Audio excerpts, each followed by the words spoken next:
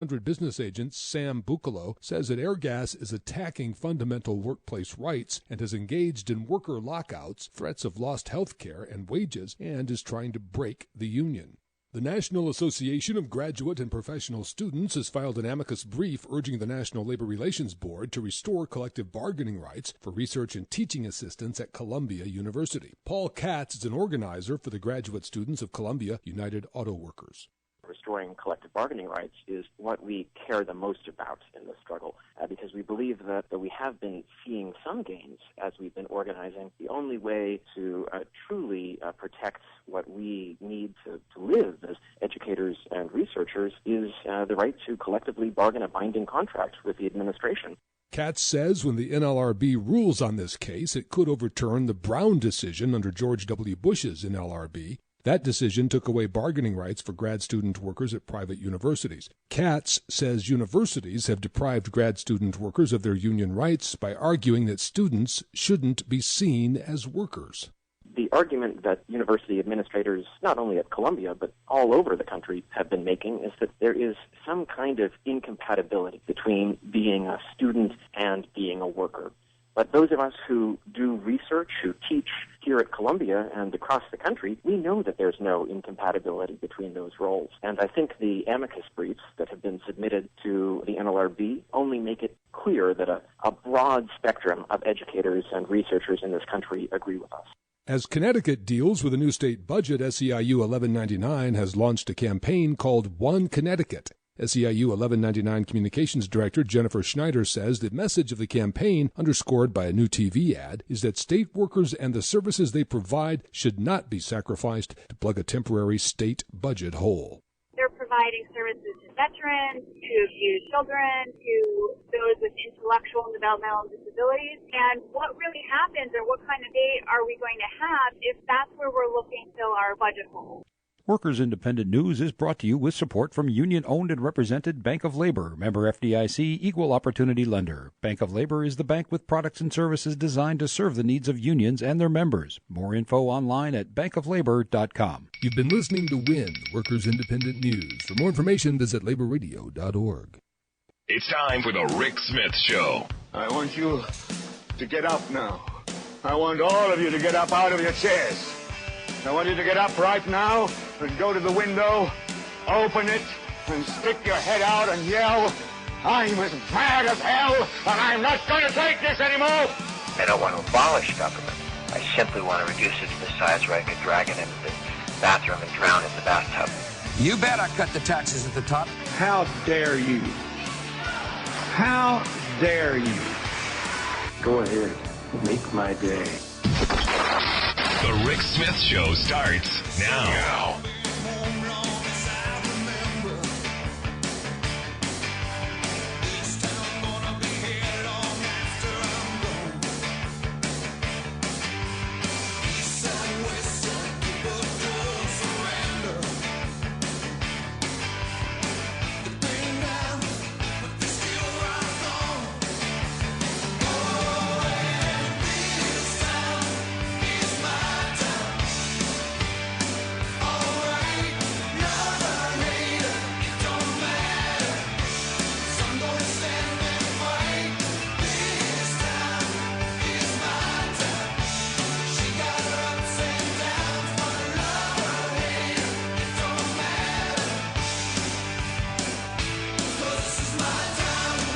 Welcome, brothers, sisters, working class heroes. This is the Rick Smith Show.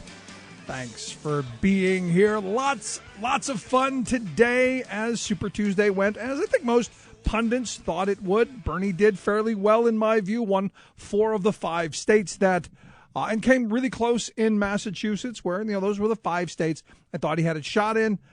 The other ones, Hillary obviously took. The campaign can still roll forward. To me, Super Tuesday has always been one of those things where, especially for the Democrats, where you go, we're going to base the majority of the beginning of the election cycle on states we're not going to win. You're not going to win South Carolina. You're not going to win Alabama. You're not going to win, Mississippi. You're just not. You might want to think you're going to. You're not. You're not going to win Georgia. You're not. Tennessee, probably not going to happen either. So to base everything right up front on states that you're not going to win, that's one of those things that's grabbed me. Now, as we move forward into the next series of states, this is where I think Bernie can pick up and go from there. But none of this stuff is the big news of the day in my view. And we'll get to all of that, the numbers, who won what, who still got a shot, who has no path forward. But the news to me is tomorrow, 11:30 a.m., mark it on the calendar. I've been calling and waiting and thinking that this is going to happen.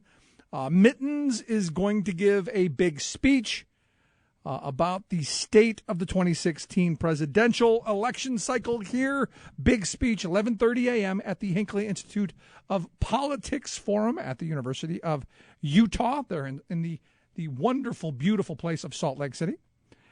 And it's widely expected that March 22nd is the Utah caucuses. This is kind of, I don't know, a kickoff. Is this Mittens saying he's now in? Doing, as I've said from the beginning, as all of the crazy has happened, there's got to be someone who comes forward that's going to put Trump down and say, we're a mature party.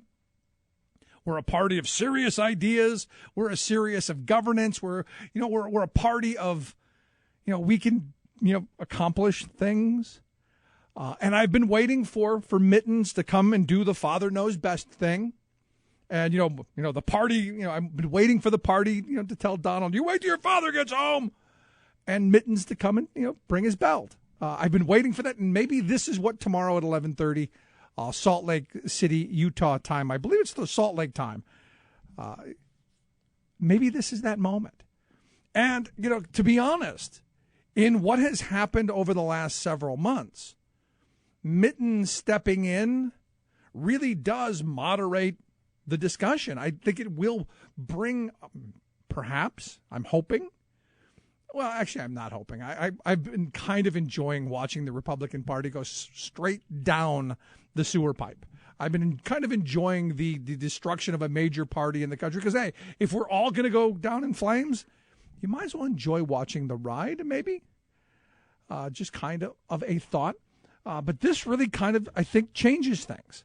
If Mittens jumps in because he's got the money, he's certainly got a motivated Republican Party and a motivated established base that would be more than happy to jump in and push behind him, I think. So it'll be interesting to see what tomorrow brings us. Will the man who said the trees in Michigan were the right height, will he be the guy who decided to strap his dog to his car and have the dog with, the runs all over the car and then hosing off at the gas? Is that the guy, the decision maker?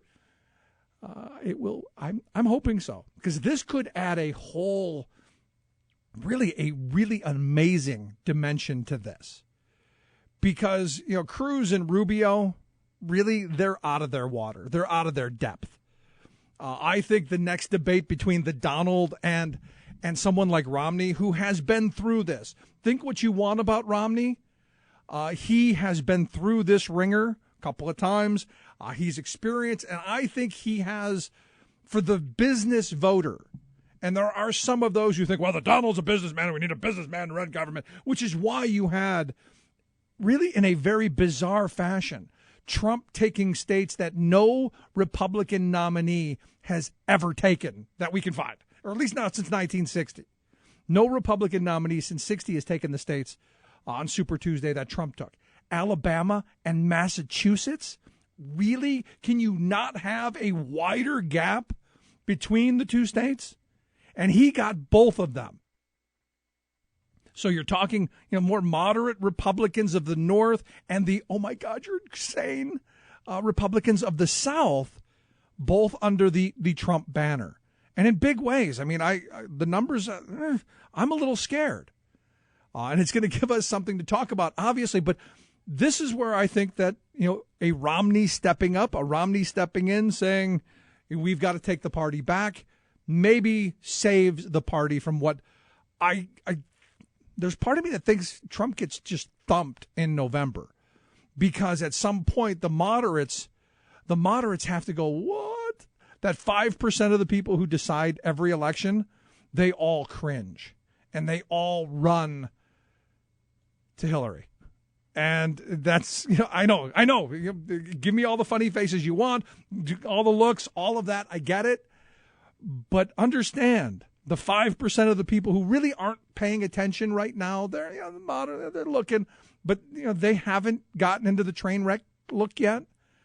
When they get to November and they look at the train wreck that is a Trump presidency and what you're going to see, I think you're going to see people of that 5%, that middle, they're going to flee the Republican Party and they're going to get thumped. And this is why you see the Republicans, especially in the Senate, kind of spinning how they're going to hold on to the Senate by distancing themselves from a Trump campaign.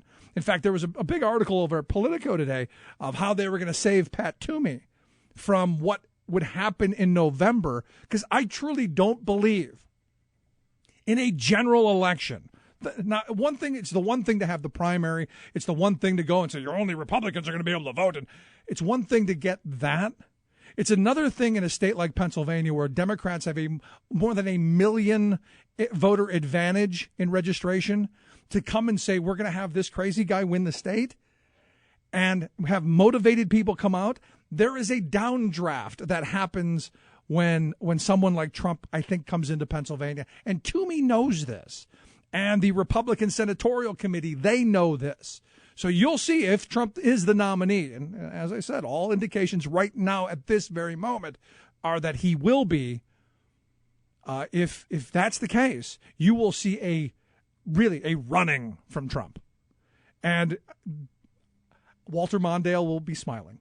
Because we don't even, because Trump's not going to win New York. He's not even going to win his home state. And could it be that we have the very first presidential candidate who has not won his home state? Is that possible? They didn't let Gore do it back in 2000, so I doubt they're going to let him do it. To win no state. I'm talking no state at all. To win no state? Yeah. Has there ever been a president that's won none? Because Mondale won his home. That's it. He won one state, his own. One state. Has there? No, you can't. You can't. You have to win the popular vote of your state in order to get the Electoral College votes, and then you do. No. Yeah, you do. No. Yeah. No. To get your percentage? I mean, you can't. No. You can get no electoral votes. You can not win a state and not get any votes. You're thinking primary as opposed to general. Oh, okay. It's a whole different ballgame. I'm talking general. Never mind. I'm talking general. You can. Yeah, so am I. No. You can win. Gore lost his state, right? Gore lost his own state. He lost Tennessee. That's his home state. Yes. So if your argument holds, you have to win your own state. Well, okay. So you can get no electoral votes by not winning the state, right? If you don't win the state, I don't think you get any electoral votes. Yes or no? Exactly. You can win nothing. Yes. Will he? Okay. What are you? What I'm saying is, and I guess I have to lay this out. Is it possible we could have the first candidate to win nothing, to get no states, to win no states at all? Mondale won just one. Is it possible that this has gone on way longer than I wanted it to.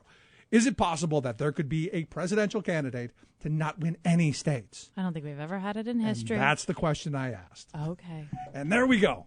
Beautiful stuff. And that's what I think possibly could happen here. And that would be fun. But tomorrow, 11:30, Romney could jump back into this. Would that change things? Would that re-energize the Republican Party? What does that do for Hillary? Gives us something to talk about today.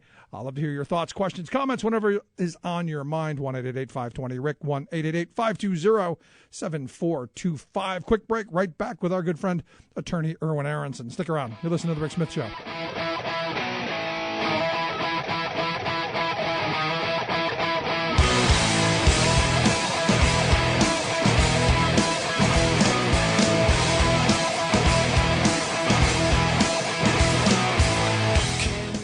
I'm Rick Smith, and this is Labor History in 2. On this day in labor history, the year was 1807. That was the day that President Thomas Jefferson signed legislation outlawing the transatlantic slave trade from bringing enslaved Africans to the United States. At the drafting of the U.S. Constitution, the authors had decided to revisit the question of slavery after 2 decades. During those 2 decades, the dedicated work of abolitionists put pressure on Congress to act against the barbaric transatlantic trade. Abolitionists in Great Britain also passed a law prohibiting the trade that same year. The U.S. law went into effect on January 1st of 1808. When the law was passed, 1 million enslaved people lived in the United States. The act, however, did not release them from bondage. In fact, the western spread of the cotton economy after the Louisiana Purchase ensured that slavery would become even more entrenched. The 1807 Act also did not fully end the transatlantic trade. The law did not include adequate enforcement mechanisms. Historians estimate that illegal smugglers brought in as many as 250,000 more enslaved Africans to the United States after the Prohibition was passed. In 1810, President James Madison spoke to Congress about the problem, saying, "It appears that American citizens are instrumental in carrying on a traffic in enslaved Africans, equally in violation of the laws of humanity and in defiance of those of their own country." It would become more than half a century until the question of slave labor in the United States was finally answered by a bloody civil war. From 1525 to 1866, the best estimates of historians is that 12.5 million Africans were brought to the Americas, and nearly 2 million of them died on the Middle Passage. Like what you hear? Check out more at laborhistoryin2.com. This is the Media Matters Minute. I'm Eric Wustewald. While many media figures across the political spectrum have denounced Donald Trump for not rejecting support from David Duke, the former Grand Wizard of the KKK, several Fox News hosts and their guests are still defending him anyway. Listen to a few of them here. Is Donald Trump a racist? I don't think he is. Does Donald Trump support the KKK? Heavens no. Whenever it's a whack job, racist Republican being endorsed or doing the endorsing, the media wants to smear them. This is CNN trying to be in the top spot. They're not going to get there. They're trying to make something out of nothing. I've spoken with Trump hundreds of times, and I've never heard him run down anyone because of race. He doesn't care about that. After numerous bigoted comments about minority groups, Trump's refusal to disavow support from a white supremacist leaves little room for interpretation. For more on this and other stories, please visit MediaMatters.org.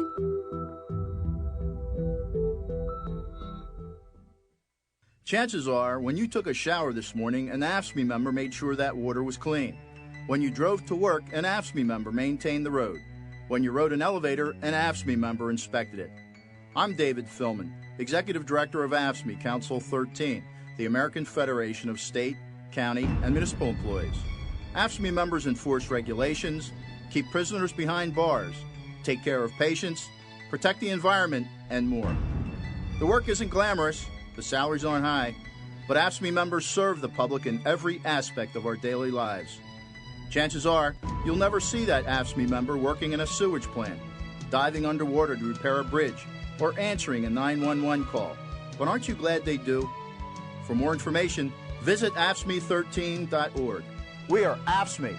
We make Pennsylvania happen!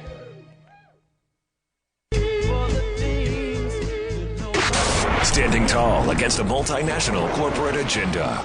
The Rick Smith Show. All the things you want are real. You have you to complete, and there is no deal.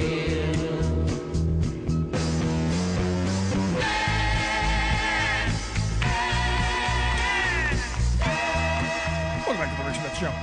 Check out the website, thericksmithshow.com. So yesterday's results, I think, have spurred the Romney Mittens to, well, we'll see tomorrow, 11:30 in the morning from Salt Lake City, if Mittens is going to jump in. But here to talk a little bit about yesterday's results and where we go from here. I've asked our good friend, attorney Erwin Aronson, to come talk with us.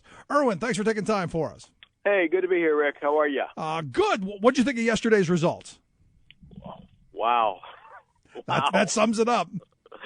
Yeah. I mean, there's a whole lot of things like Trump winning in Deep South and in the Upper South and all the way up in Alaska too. That seems to be the universe of ugly politics all congealing all at once. But in each instance, what we also see is that he's not getting 50% of the vote anywhere, really.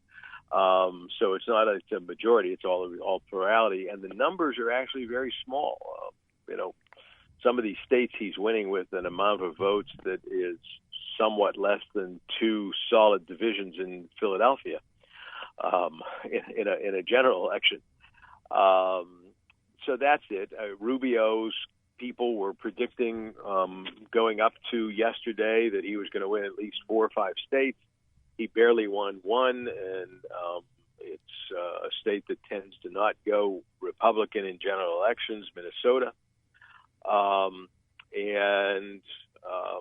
Then we had this vision of Donald Trump flanked by Chris Christie at a press conference last night. Which was beautiful. Christie looked almost like a security guard there. Somebody sent me a photograph today of Trump with Christie flanking him, and right below it a picture of Colonel Klink and Sergeant Schultz flanking each other. Fucking resemblance. And for people of a certain age, that kind of said it all. Yeah, I mean, as I tweeted out yesterday, a picture of Christie with the look on his face, and I said, look, you deserve everything you're getting over this. And, at the end of it, it comes down to the thought then becomes, I think we lost Irwin on the turnpike in Philadelphia. The thing that gets me, our turnpike is horrible, by the way, for cell service. But, I look at that picture, and you've seen the GIF, you've seen the reaction of him just going, oh, my God, what have I done? And because you see that picture. Have you seen the picture and the GIF that was going around? Oh, yes. Yes, I have. I mean, that look on his face, absolutely priceless. Oh, goodness. I mean, there's no emotion except for, oh, my God, what have I done? What have I done? And look, he deserves whatever it is he gets going forward. Oh, yes. And, you look at this and you go, what did he get? What was the promise? What was the payoff? What was all of that? If it was for him to be vice president, then he's going to have to, he's going to have to get a better poker face, because that's going to be rough for 4 years. That's going to be real, real rough. Yeah. Yeah. But fun. And, there are also calls. Yes. I think there are, 6, 7 newspapers in New Jersey calling for his immediate resignation. Because, he's been out of the state most of the year. Yeah. It's one of those things. Oh, yeah. Chris Christie. What a wonderful day for him. Well, like we said last week, it's the ticket to end America. And that's it. I mean, the ticket to end America. But you go back to this. Is Romney the guy that's going to save the party? Irwin, I got you back? Yes. The technology gods were competing with us, but we're here. It's the turnpike. I understand. So, in looking at Romney's speech tomorrow, do you see a way for him to jump into this? I don't. I don't think the mathematics are there for that, and there's a practical reality. In order to get on the ballot in certain states, he really has to be in and either part of a party that's already on the ballot, or alternatively get on the ballot in a number of states by tomorrow. It's that close. So I assume that his announcement is to say that he's been asked and he has determined not to, but that's a guess on my part. I don't have any insider information. I like the idea that he's going to – I've been saying for a while that I think he comes out as the father knows best character and is that fatherly figure in the room. Yeah, I think that that's the only role left for him. I mean, he was not particularly fatherly when he ran against Barack Obama, but maybe in the world of politics where 4 years is 4 generations, his generation is now coming of age because he looks awfully competent and middle of the road and mature in the face of what's happening now. Yeah, I mean, you look at this, and as insane as this primary has been on the Republican side, they need that moment where, you know, the establishment says, you wait till your father gets home, and in comes Mittens with his belt. Yeah. Yeah. But like you said, you know, there's the reality that he's going to have to, that it's going to be, it would be difficult if he did. It would, well, beyond difficult, it's a question of path, and we all know that third-party candidates have not done very well in American history, at least in national elections. But there's a historical precedent for this. I mean, the Republican Party was born of the implosion of the Whig Party and the Federalist Party, you know, long ago, and it was in a situation that was really not dissimilar from what we're facing today, and there was a battle nationally for the heart and soul of the Whig Party. For those who are students of history, Tippecanoe and Tyler too, nominated for the offices of president and vice president on the Whig ticket here in Harrisburg, Pennsylvania, of all places. And there's a memorial to that. Tippecanoe was William Henry Harrison. Harrison was in office for an exceptionally short time. In those days, the president was sworn into office in March, not in January. And he got pneumonia at his inaugural, really. He became ill at his inaugural in the weather and died in office, and John Tyler succeeded him. They were the Whig ticket, and that was the last of the Whigs in America, because after Tippecanoe's death and Tyler's ascendancy to the presidency, there was a battle for the heart and soul of that era's conservatives, the Whigs, and WHIGS. Right. And from that was born the Republican Party of the United States of America, now known as the Grand Old Party. It's not that grand, and it's not as old as the Democrats, that trace their roots back to Thomas Jefferson and Jackson. So maybe Jackson.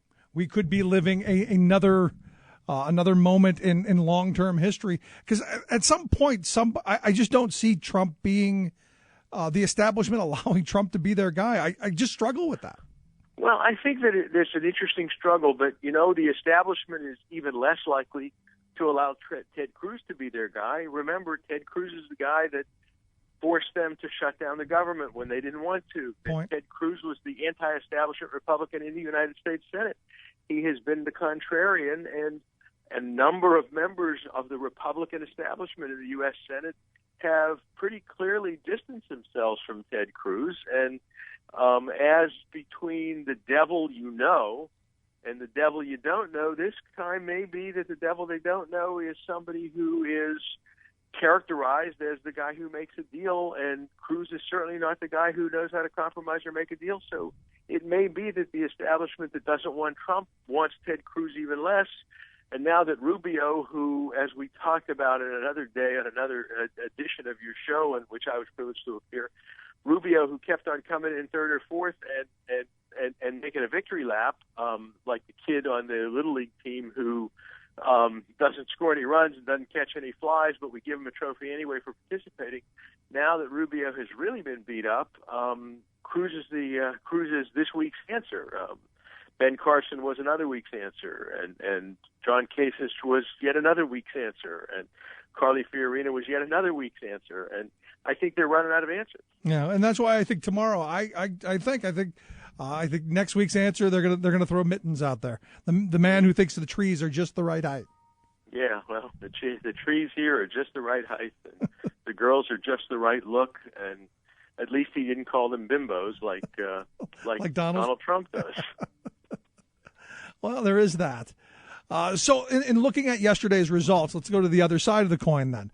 Hillary won, what was it, 7 of the states? And Bernie won 4 of the states. Yeah. Any surprise in those? I don't think there's any particular surprise other than Massachusetts may be a surprise. I recognize that Massachusetts is at the border of Bernie Sanders' home, Vermont. And I would have assumed he would do better, and Hillary Clinton ends up with more than 50% of the vote in Massachusetts. I think that was significant for the Clinton campaign. Sanders, the scope of Sanders' victory in Colorado was significant. But Colorado is not a Democratic state, and the numbers there are not as impressive as percentages. And Colorado is, again, a contrarian state, much the same way as Vermont is. So I don't know what the lesson is there. But one of the pieces of the puzzle that is intriguing is Ted Cruz's victory back on the Republican side for a moment in Texas was a victory with only 44% of the Texas vote. And one would have thought that the hometown boy, the favorite son of the state of Texas, their U.S. senator, would have done better than 44% there, and he didn't. Typically, Republican candidates in primaries in their home states over the last several cycles have been in the 70 to 80% range in their home states in their primaries. And he wasn't there, and he wasn't even close to that, so that's significant. Sanders did enormously well in Vermont, as expected. Hillary Clinton did enormously well in one of her adopted states of Arkansas, where her husband, of course, was governor a number of years ago before he was president of the United States of America. And she did remarkably well there. Next week, I think we can anticipate that Kasich will do reasonably well in Ohio, and I suspect Kasich's numbers in Ohio, assuming he stays in, will look better than Cruz's numbers did in Texas, because Kasich is apparently much more popular in Ohio than Cruz is in Texas. And that's assuming, of course, that Cruz is even eligible to be president of the United States. Another topic. Well, there is another argument there. So who's the next to drop out? I see Ben Carson has come out and said that he doesn't see a path forward. Is he the obvious choice out next? I think that he's the obvious next to go. Kasich certainly stays in through Ohio. I don't know how Rubio gets out before Florida and makes his stand in Florida. Cruz and Trump are both in, so that's the four remaining of the five. So it seems as if Carson would be the next one out. Sanders on the Democratic side has no impetus to get out just yet because he collected more money in one day than Rubio raised in a month this past week. And he's raising it from people in such small numbers that he still has the capacity to go back to them and ask for more and, get another $30 or $40 million fairly easily. So that doesn't portend to be a reason for him to get out anytime soon, even though, interestingly enough, Hillary Clinton has more delegates at this point than Barack Obama did when he beat Hillary Clinton 8 years ago. In their cycle. At that point, Clinton was the underdog, and Clinton had more delegates accumulated at this point than Sanders has accumulated at this point. So I don't see a path for Bernie Sanders at the moment. Absent a convention in which there is more than a first ballot. And the flip side on the Republican side is if Trump doesn't accumulate enough votes to win on a first ballot, he probably can't win on a second ballot among the Republican regulars. And that really may be Mitt Romney's move, is to say he's available at a brokered convention. Yeah, and honestly, that was where I had said right from the beginning, if it's a brokered convention, he's the guy. But I still think he's going to throw his hat in the ring tomorrow. Just my early bet on the thing. But Erwin, I appreciate the time, man. Always great talking with you. Good to be here, and I'm sorry for the little techno snafu, but we're back and we're bad. Beautiful. Thanks so much. Let's take a quick break. Right back. Stick around. You're listening to The Rick Smith Show. We're working people. Come to talk.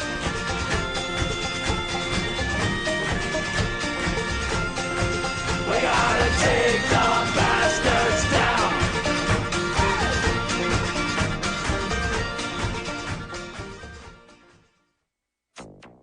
Environmental protection. We waste all of this money. Donald Trump calls for killing the EPA. West Virginia votes to kill climate science education. China works to kill off coal.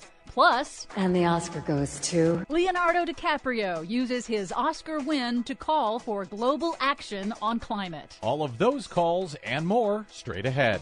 From BradBlog.com, I'm Brad Friedman. And I'm Desi Doyen. Stand by for 6 minutes of independent green news, politics, analysis, and snarky comment. Leonardo DiCaprio finally got his Oscar. It's his first, and of course he's an environmentalist who has taken jets all over the place, oddly. Yes, that's so odd. Why don't environmentalists walk from New York to L.A. and back again?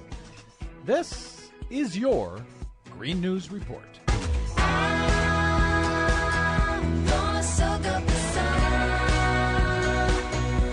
Okay, Desi Doyen, I know you were rooting throughout the Oscars for Mark Ruffalo to win in hopes that he would come up and make some speech about climate. He didn't win, but Leonardo DiCaprio did it anyway. You got lucky instead. Yes, I did. We'll cover that in a moment. But first, at the 10th Republican presidential primary debate held in Houston on Thursday, billionaire real estate mogul Donald Trump said he would pay for a massive tax cut as president by simply eliminating the entire Environmental Protection Agency. What specific cuts will you make? We're going to make many cuts. Environmental protection. We waste all of this money. We're going to bring that back to the states. We will cut so much, your head will spin. Now, it's a long-standing Republican Party goal to kill the EPA, but the EPA's budget is $8 billion, and so far, none of the Republican candidates have explained where the states are going to get that revenue to do what the EPA does to clean up the pollution in the land, the air, and the water. Well, obviously, they're hoping that nobody takes care of those things. $8 billion is the EPA's total budget? That's it. That's amazing. We spend more than that in Afghanistan in a week. And he's saying that somehow cutting that is going to pay for everything else that Donald Trump wants. Good luck with that. Meanwhile, West Virginia is undermining science education to prop up coal. On Monday, the Republican-led West Virginia state legislature voted to delay new science education standards requiring that students be taught about man-made climate change. One Republican lawmaker said he voted against the new science standards because, quote, in an energy-producing state, it's a concern to me that we are teaching our kids that we are doing immoral things here in order to make a living in our state. So the new standards require them to teach about climate change, but they want to put those off for at least a year because, God forbid, we should tell students what is actually going on. That's right. Man. Good news for the planet and things that breathe. About time. For the second year in a row, China's coal consumption has fallen faster than previous estimates, according to official Chinese government data. Coal still generates half of its electricity, but China's coal use peaked in 2013, and the drop in coal use in China in those 2 years alone is equivalent to the entire nation of Japan's annual coal use. China's replacing coal with renewables and set 2 new world records in 2015 by increasing solar installations 74% in 1 year and increasing wind capacity by 34% in 1 year. Don't tell the kids of West Virginia. Meanwhile, good news, monarch butterfly populations could be on the rebound after crashing for decades. The U.S. Fish and Wildlife Service announced this week that a new nationwide campaign enlisting Americans to plant milkweed, the primary food source of monarch butterflies, has so far succeeded in increasing the monarch butterfly population by an estimated 250%, as counted at their wintering grounds in an endangered forest preserve in Mexico. Oddly, none of those butterflies are visiting West Virginia. Finally, at the 88th Annual Academy Awards on Sunday night, Leonardo DiCaprio won his first ever Best Actor Oscar for the film The Revenant. DiCaprio, known for his environmental activism, used his Oscar speech to call on everyone to push for climate action. Making The Revenant was about man's relationship to the natural world, a world that we collectively felt in 2015 as the hottest year in recorded history. Our production needed to move to the southern tip of this planet just to be able to find snow. Climate change is real. It is happening right now. It is the most urgent threat facing our entire species, and we need to work collectively together and stop procrastinating. We need to support leaders around the world who do not speak for the big polluters or the big corporations, but who speak for all of humanity, for the indigenous people of the world, for the billions and billions of underprivileged people who will be most affected by this. for our children's children, and for those people out there whose voices have been drowned out by the politics of greed. I thank you all for this amazing award tonight. Let us not take this planet for granted. Thank you so very much. I have a feeling more people may have just heard about climate change in this country than have heard about it over the past year, maybe more. For much more on all of these reports and the ones we couldn't get to, please check out our website at greennews.bradblog.com. Find us and follow us on the Facebooks and the Twitters at Green News Report. From bradblog.com, I'm Brad Friedman. And I'm Desi Doyen. And this has been your Green News Report. Coal is West Virginia. Coal is me and you. Coal is energy. Coal is energy. We need energy. We need energy. Coal is West Virginia. Officially in love with Michelle Bachmann, even if she's batshit crazy. Rick Smith.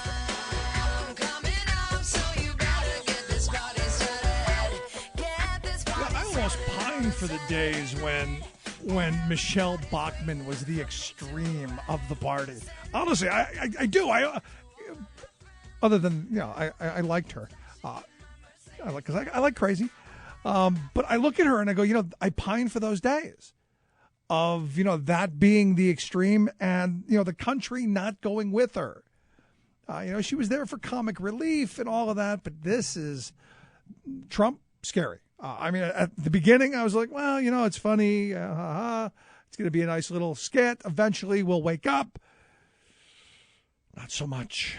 And what's going on is now the Democrats are going, hey, how do we have to, what's the new landscape look like? Harry Reid today was on the floor of the Senate, and he said, look, from this rhetoric to their actions, Republicans have set the Trump standard. He said Donald Trump is the ultimate fulfillment of the Republican Party's legacy of obstruction and resentment. And this is going to be, from this point forward, how they go after the Pat Toomeys and how they go after the Johnsons and the Kelly Iots and the other Republicans who are vulnerable in the Senate. Because at the end of the day, what's going on right now is Democrats are going, hey, we might have a shot at pulling the Senate back. And this moment right now of Reid coming out and saying, look, tying Trump to the Pat Toomeys of Pennsylvania, this might actually help Obama. And you go, how's it going to help Obama? Supreme Court justice, anyone? The Republicans are now going, scratching the head, doing the political calculus, doing the math like I've been doing, and realize that come next January, when they lose the White House, which they may, and if they lose the Senate, you then end up with, you end up with the liberal Scalia. You end up with somebody on the extreme. So now the Republicans have got to be going, we've got to walk back from that nothing until the new election statement and find someone that they can swallow, something that they can tolerate, maybe something that they can moderate. And Obama is that kind of dealer. He's that kind of wheeler and dealer. He will come right to the middle. And they've already thrown the guy's name out. I would say it, but I can't. Sari, the Indian guy, which Cerise? Perhaps. No, it's SRI. Sri Srivasan. Shri? Whatever. I don't know. He was approved 97-0 by the Senate not too long ago. For federal. He is what everyone is saying, the center of the political spectrum. He's the moderate. Mm-hmm. And that's the name that they were throwing out. And I think the trial balloon for the guy from Nevada was just to kind of get them to say, oh, we'll come back. And this was the guy that they were going to try and sneak in. Yeah. Wow. At the end of it, I think this is a move for the Democrats to get a justice. Now, do the Democrats now say, no Supreme Court justice until the new term? By going, hey, we've got a chance of getting someone really great and really, just as ideological as a Roberts or a Scalia or a Thomas. Or do you then decide to use that power to go to the center? And this is what happens when you put these things in this kind of political context. Yeah. It's no longer about having a court that believes in decided law. It's about now, hey, how can we use it to get our agenda through? Yeah. I mean, it's a gamble either way. Decisions. It would be nice, though, to finally have someone who's not in the middle, who's not just yet another swing vote, because we don't need another swing vote. We just need a 5. We need a 5th. So then you must be in favor of waiting till the new election, because you're not getting that 5 through. I know. Right now, it's not going to happen. I know. I don't want to wait to the next election. I want someone better than what I'm seeing so far. See, now I'm not impressed. I'm of the mindset that the president's got to put somebody forth, and they've got to go through the process. But at the same time, I don't necessarily think that even if he does put someone through, that the Senate is going to capitulate. Vote. I mean, up or down vote. Yeah, that's all you got to do. And you may have heard that in the past, because the Republicans were screaming it all the time. All we want is an up or down vote. Oh yeah. This is an election year. Show voters where you stand. Give me the up or down vote. Yes. If you're against the person, show you and me and everybody else where you stand. Mm-hmm.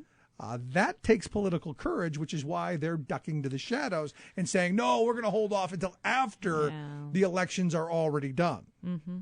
Well, their political capital is almost completely spent on that side. I think they're trying to save some form of face at this point. Yeah.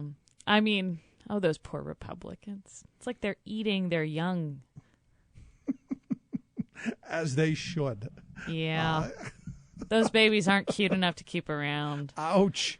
But, at the end of this, you look at yesterday's results, and I don't think anyone was really surprised. Were you surprised that Rubio won just one state and then took a victory lap? No. He won a caucus. Not even a primary. He won a caucus. Marco Polo. I keep saying the ad of him just walking around a swimming pool with people calling out his name is the perfect ad. Yeah. Fun times, fun times. Anyway, going to take a quick break. Right back after this. Stick around. You're listening to The Rick Smith Show. Hear what I say. It's money that matters in the USA.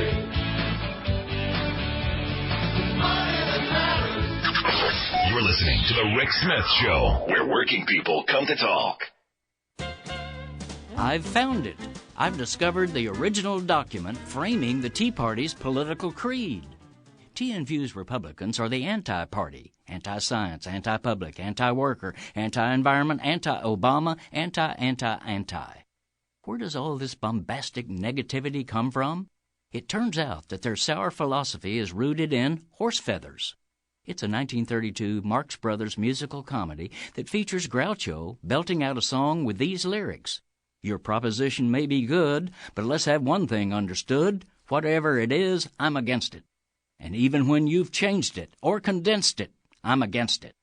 So it's no surprise that the GOP Senate leaders and presidential seekers have taken a peremptory "we're agin it" head-in-the-sand stand against anyone President Obama would nominate to fill the current Supreme Court vacancy.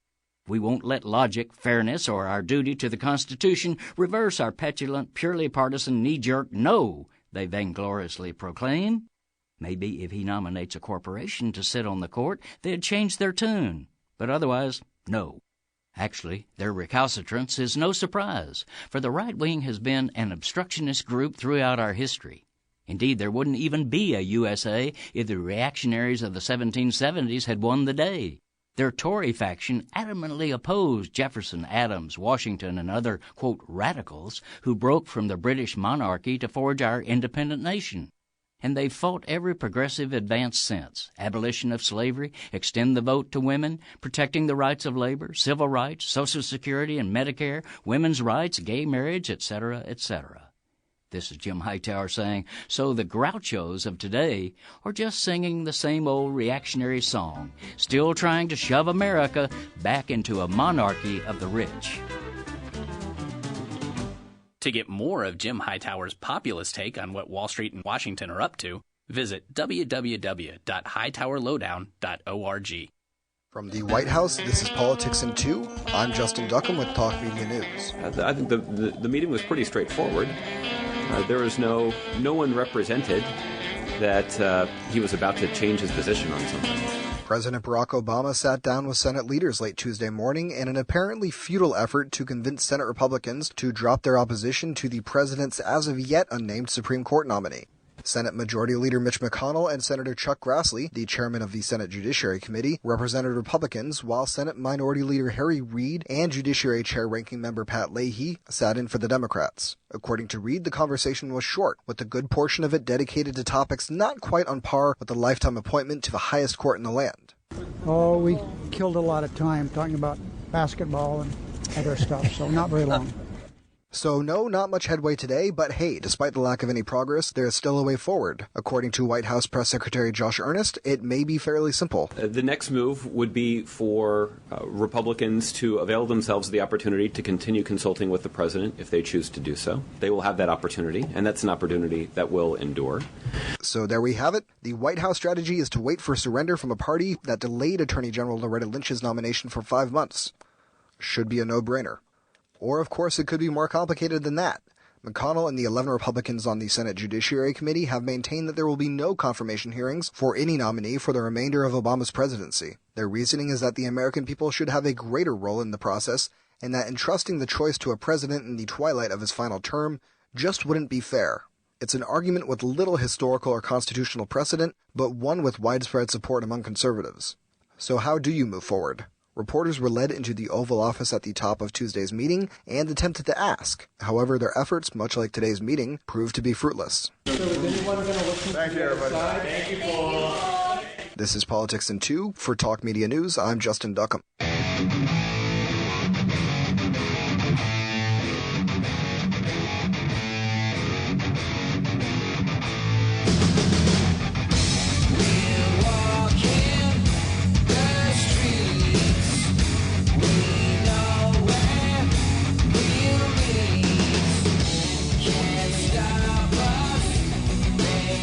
Quick emails.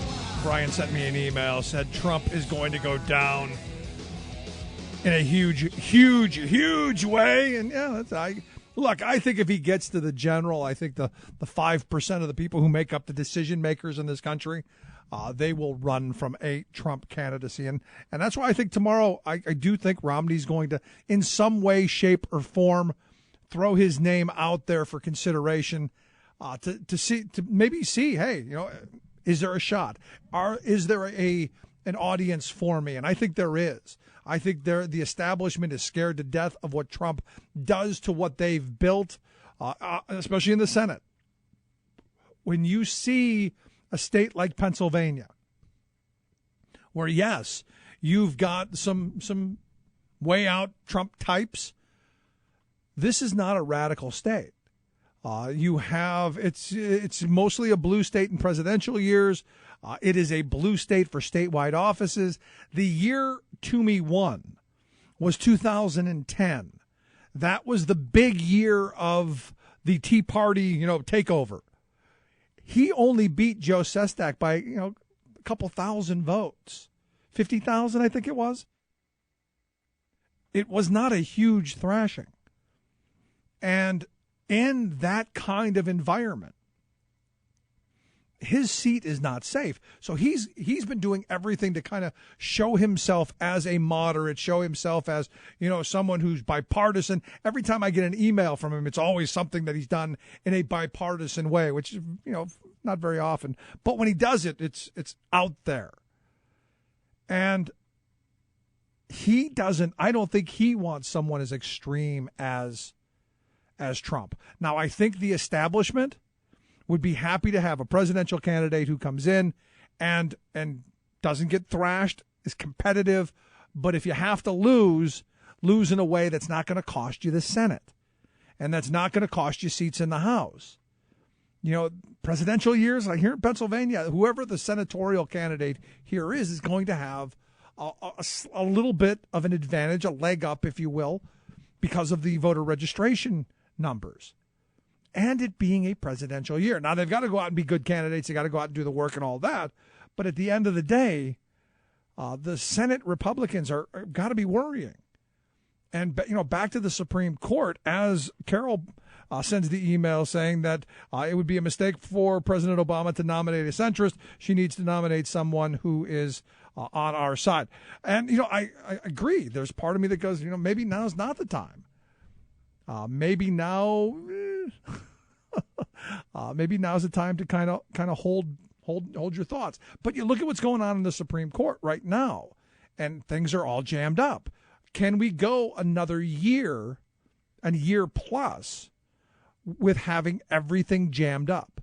And then what caseload does that look like going forward? Can we have the gears of our government and of our of our system jammed that badly? And that's where, going forward, we, the voters, have to figure this stuff out at some point. And I'll tell you, I'm still shocked that Trump is in the spot that he's in. I really am. I thought, the Wrestling Federation thing was gonna play for a bit, but I'm surprised. Well, how a lack of substance. I mean, there's nothing there. Yeah, there is nothing there. There's nothing there. And what was, except for the bravado and the extremism that has been cultivated on the right for the last couple of decades, their chickens are coming home to roost, and they don't like what they see. I mean, now the next series of, you've got what? I think the Democrats have Georgia. What is it? Georgia already won. Georgia was. They've got Kansas coming up, right? Oh, Kansas. The Republicans are going to have Kansas and Kentucky. Mm-hmm. They've both got Louisiana, and the Republicans have Maine. The Democrats have Nebraska. That's the next series. And then the main caucus is on Sunday. Puerto Rico, and then there are a couple of other ones on Sunday as well. But the next steps are Kansas, Kentucky, Louisiana. Oh, this is going to be fun. This is going to be so much fun. Oh, well. And, to me, I look towards the convention, which I can't wait to go to. The Republican one in Cleveland is one of those history moments. Oh, it's going to be. It's going to be one of those, like, super showdown WWF fights at this point. It's going to be, I'm bringing a camera. I just don't think Trump gets to that 50%. And then what does that look like? Because, most people haven't seen a brokered convention. I mean, most people don't know what one is. There was what was that the TV show that was on for a while where Jimmy Smits became president? Hey, The West Wing. There you go. The West Wing. That's what it was. It was fantastic. It was fantastic. Fantastic show. And that's as close as we've gotten to this kind of drama. Oh yes, but you want to know what? That was so much better than this. We can't even put the two in the same. Can we get category. Jimmy Smits to run? Oh, I want Jimmy. I want Martin Sheen to run. Yeah, I want Martin Sheen to run. But he was a Democrat, though. Exactly. That whole show was Democrat. It was Aaron Sorkin. Come on. But they had Alan Alda as a Republican. So do you take Martin Sheen over Hillary or over Bernie? Actually, I kind of stay with President Bartlett here. I have to say I would take a President Bartlett. There you go. All right, good. All right, it is what it is. But as I look to the weekend, some, and they're just going to keep coming. March the 5th, and then you're going to have right after that on the heels. You're going to have going into the 8th in Michigan, Idaho, Hawaii. Over the next weekend into some of the District of Columbia. Pennsylvania way down the list, not until April the 26th. And I hope it's still a game by then, so that at least we have folks coming around and talking. At least people still care. Yeah, that's it. People still care. Anyway, if you missed any of the program, thericksmithshow.com. That's where you go to get the podcast. The Rick Smith Show app on the smartphone. Take the program on the go wherever you go. As always, you can email me, Rick, at thericksmithshow.com. Quick break. Right back after this. Oh, when I'm bathed in the firelight, the moon comes calling a ghostly white. And I recall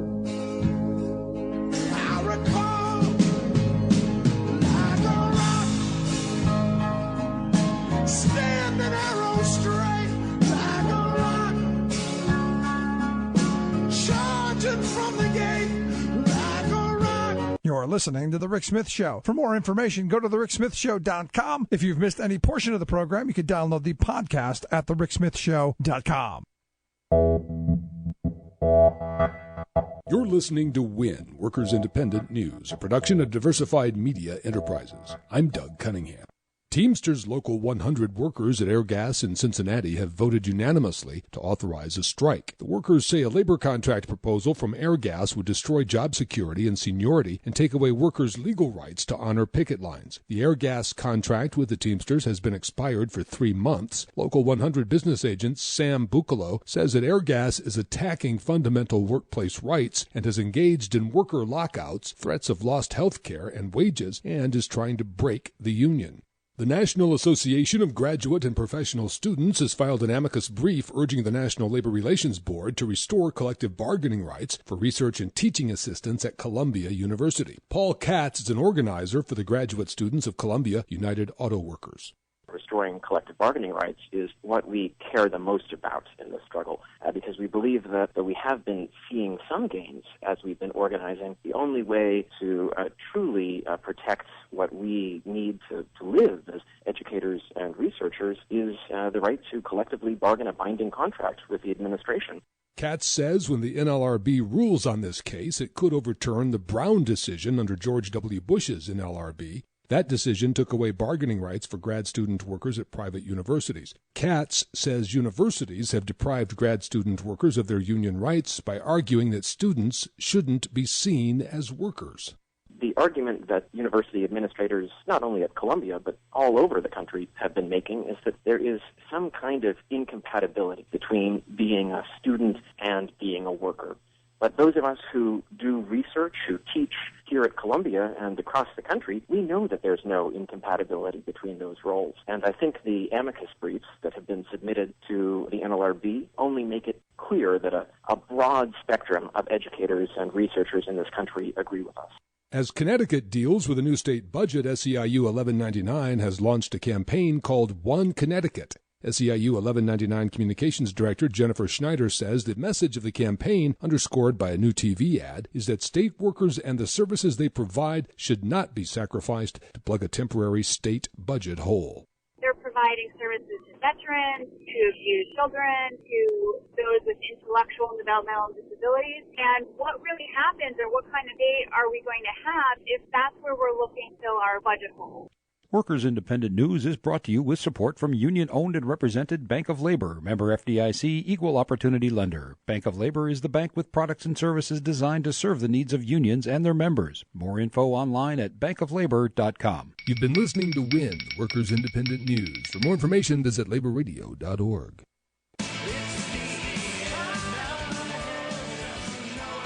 There is no America. There is no democracy. There is only IBM and ITT and AT&T and DuPont, Dow, Union Carbide, and Exxon. Those are the nations of the world today.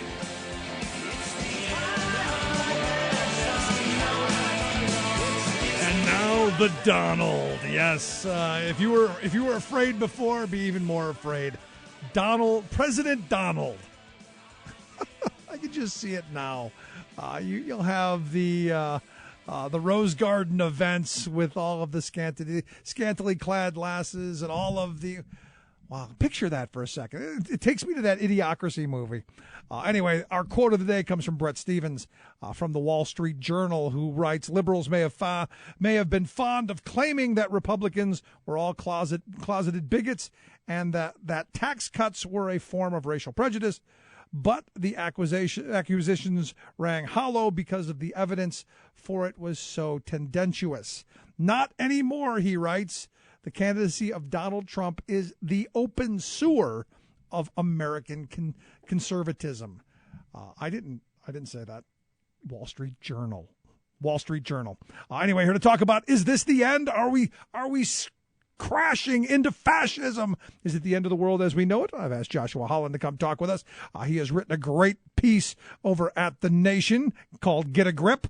He's a contributor over there, also a fellow with the Nation Institute. Josh, thanks for taking time for us. Thanks for having me, Rick. So it's not the end of the world. We're not going to crash into fascism. Is that what you're saying? That is what I'm saying. But let me just say what I'm not saying, because I've gotten a little bit of pushback. I'm not arguing that Trump has not stirred up something very, very ugly in our society, in our politics, an ugly strain of bigotry and xenophobia. And I'm also not arguing that we shouldn't be worried about that. What I'm saying in the piece is that the attention of a primary campaign, it blows things out of proportion. And it's very easy for people to forget how few people participate in our primaries. Right. So Trump is dominating the news. He's dominating the headlines. Everybody's talking about this great movement he's leading. And I crunched some numbers, and I found that through the first 4 primary states, he had won the support of 5.9% of registered voters. So 6% of the adult population who can go and vote went and decided, I'm going to cast a vote for Donald Trump. So when you see something like, a big victory in a primary, that's going to get 3 days of triumphant news. And you're going to think, Jesus, this guy has a huge following. And it just doesn't work that way. When Mitt Romney won the Republican primary in 2012, he did so with the support of 4.6% of eligible voters. This is just the way it works. These are very, very low turnout affairs. It's the American way. way. The other point that I would make is that, Donald Trump has been an entertainer and a showman and a TV star for a dozen years. He had a top-rated television show. You can't think everybody who's going out to support Donald Trump is doing so because his ridiculous rhetoric is appealing to them. An unknown number of Trump supporters are supporting him because of his TV show, his stardom, his celebrity, his reputation as a business guy who can get things done. You can't attribute the ugliness that Trump is stirring up to all of his followers. Right. I agree with you. It doesn't add up. I say most of his voters are wrestling fans and people who watch reality TV. And sadly, it's a large enough number to put him at the top of the Republican ticket.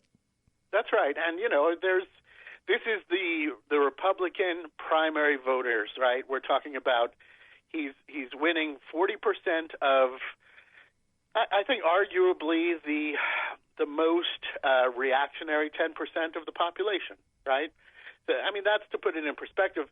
And I'm reading headlines like, and this caused me to write the piece, right? A lot of times we write things when we are to react to things that we're seeing in the public discourse. I was seeing all these headlines like Trump is leading the rise of a new fascist movement, and it just doesn't add up with the numbers. And then the other part of that is that there's nothing new under the sun of right populist movements in the United States. You can go back to Father Coughlin. You can go back to the KKK. You can go back to George Wallace. This is not new. It's ugly, but there's nothing new about this. Yeah, I mean, it's a segment of the Republican Party saying exactly it is what they whisper to themselves in their whatever trailer parks or wherever they are. That's exactly right. And what I think that he's done that's really significant is that, for the group of hardcore white supremacists, these neo-fascists coming out of the woodwork, he's given them the sense that their ideology has some mainstream traction. And that, I think, is significant. You have people who feel like his constant assaults on political correctness speaks to them and their sense that they're part of a broader movement that's afraid to come out of the shadows because of fears that they're going to be marginalized by the government or the media or whoever, and that's the big thing that he's done. He's given these people voice in the public realm that they didn't always enjoy. Yeah, what he's really done though, and at the end of it, I think the big reason he is where he is, honestly, is I think Les Moonves said it best. The head guy over at CBS, who said, "Look, he's great for profits. He's an entertainer. He's always on the news. Look, bring it on. He may not be good for the country, but he's great for CBS." The amount of free media he's gotten is just unbelievable, and it's almost an in-kind campaign contribution from the big corporate media companies. They've given him so much exposure, and he spent 40 years developing this public image, this brand. This is not, it's not new. Something that just sprang up. He's a consummate showman. He's a con artist, right? I mean, he's been doing this for a very long time. I'm a New Yorker, and I have to tell you, his reputation in New York is less than sterling. He's not considered a classy, successful business guy. He's considered a guy who, puts up shoddy buildings. He's a bottom feeder. Has a lot of mob ties and inherited a bunch of money from his father, and is good. He's best at self-promotion. Yeah, I mean, he's a bottom feeder. And the thing is that, as I said earlier, if he becomes the nominee, there might be a shot he could be the only guy running for president ever to lose every state, including his own state, because I don't see him winning New York. You know what? This is the year that makes all the savvy people look stupid. I wrote a piece for Raw Story, where I also contribute occasionally, just this week, saying, if Trump gets the nomination, he's going to be crushed in a general election. And my argument is pretty simple. Just what they say about Bernie Sanders. Bernie Sanders hasn't been exposed to the kind of glare that you see in a presidential contest. He hasn't been exposed to that kind of scrutiny from the opposition party, from the media. That's also true with Trump. His primary opponents have been, until last Thursday's debate, so they started to take the gloves off a little bit last Thursday. But until then, which was late in the process, they were like, yeah, let's criticize him for once being pro-choice, or let's question his conservative credentials. And in a general election, you're going to have all of the, not just the bankruptcies, but the frauds and the everything. The schemes, the scams, it's all going to come out. He's had past associates. Wayne Barrett, the journalist, he's reported that his past associates were associated with drug trafficking and trafficking in underage girls, just all this sleazy stuff. He hires foreign labor for his hotels. He is going to face an onslaught of really deep opposition research that I think in the end of the day is going to make Mitt Romney look like what was the character from It's a Wonderful Life, George Bailey, the friendly banker who everybody loves in the community. He's but it's also a wild card. So yeah, it is. It's very hard to tell how it's going to play out. Could be 1980 all over again. You end up with the crazy guy in the White House. That could happen. I'm not. I'm pretty confident that he would face a whole new level of scrutiny, and I don't think he would handle it well. But you just never know, because we've never had a situation where a major reality TV star was leading either of the major parties. I mean, well, we did. Ronald Reagan was the governor of California. He hadn't been in show business for 12 years, but by the time he ran, he had not been in show business for years. Yeah, but still, he was a politician. By the time he won, he had Alzheimer's. So there you go. But the thing that I look at is there are two sides of this coin. One, I think I have the thought of Mondale goes. Thank goodness I'm now not going to be the guy who got beat worse than anybody else. And then there's the this could be 1980, and we could end up with President the Donald.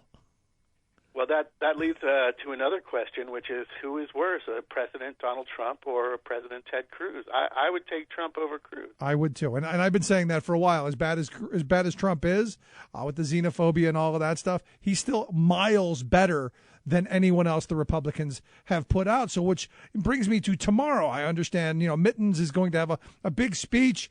Some are speculating he's going to come out and run for president. Some are saying he's just going to give his thoughts. I'm of the mindset that he's going to test the waters, maybe throw his name out there to say, hey, when you guys come to your senses, come back to me. What's your sense? Well, everybody's waiting to see what he's going to say.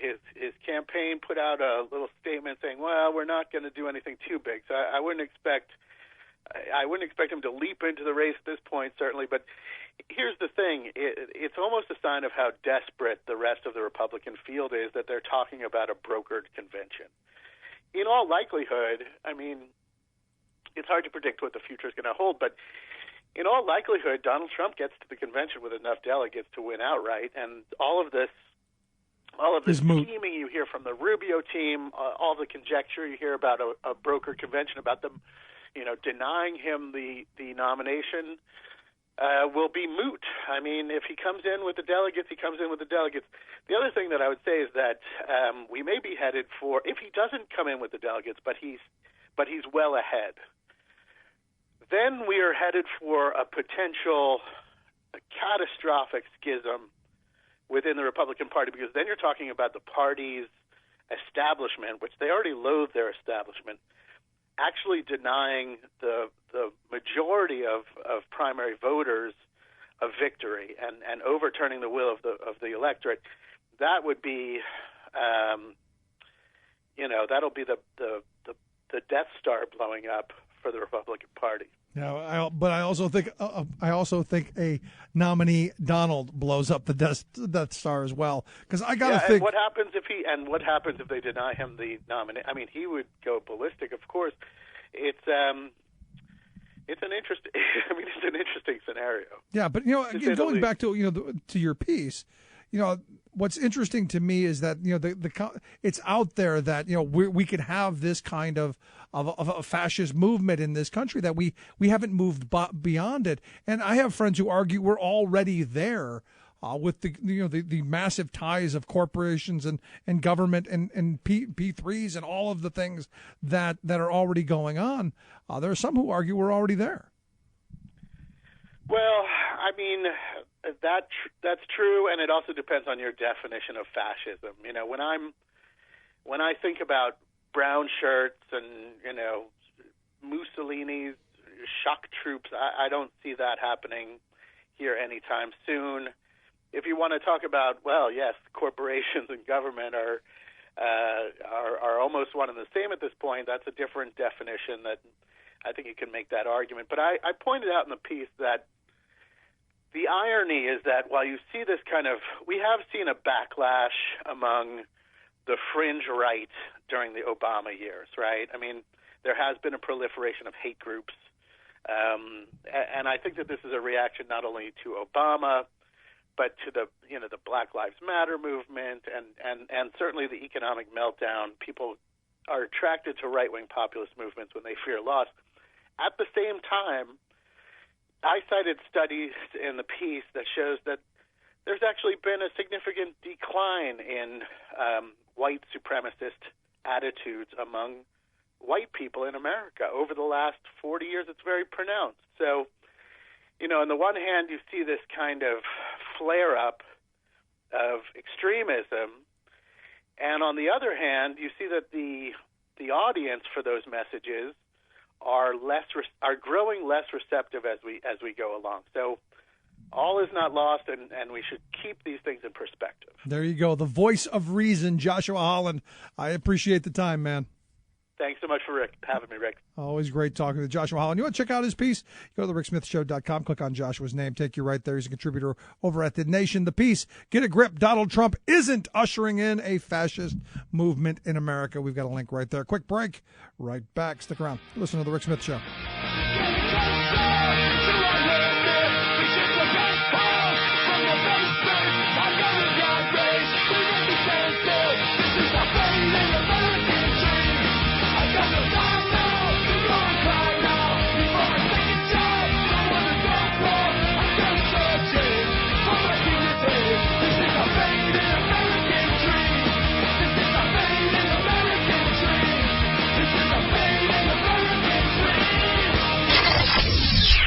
You're listening to The Rick Smith Show.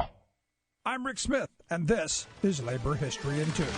On this day in labor history, the year was 1937. The Steelworkers Organizing Committee and U.S. Steel signed their first historic labor agreement. Previous efforts to organize steelworkers had failed due to the union-busting tactics of the steel mill owners. But in 1935, the passage of the National Labor Relations Act required owners to bargain in good faith with their workers. Armed with the protections of this act, the Congress of Industrial Organizations was determined to organize steel. The next year, the CIO HBO set up an SWOC headquarters in downtown Pittsburgh, the heart of steel country. In fact, SWOC set up shop in the tallest building in Pittsburgh, the Grant Building. Many steel companies had offices in the handsome Grant Building, and the SWOC was taking the labor fight right to their doorstep. The Steelworkers Organizing Committee held rallies and sent organizers into the mill towns. They gathered 125,000 union cards in the effort. Their first big victory came when they announced a new agreement with U.S. Steel. The agreement included $5 a day for workers in northern mills, an 8-hour workday, overtime, seniority protections, a grievance procedure, and recognition of the Steelworkers Organizing Committee as the bargaining representative for the workers.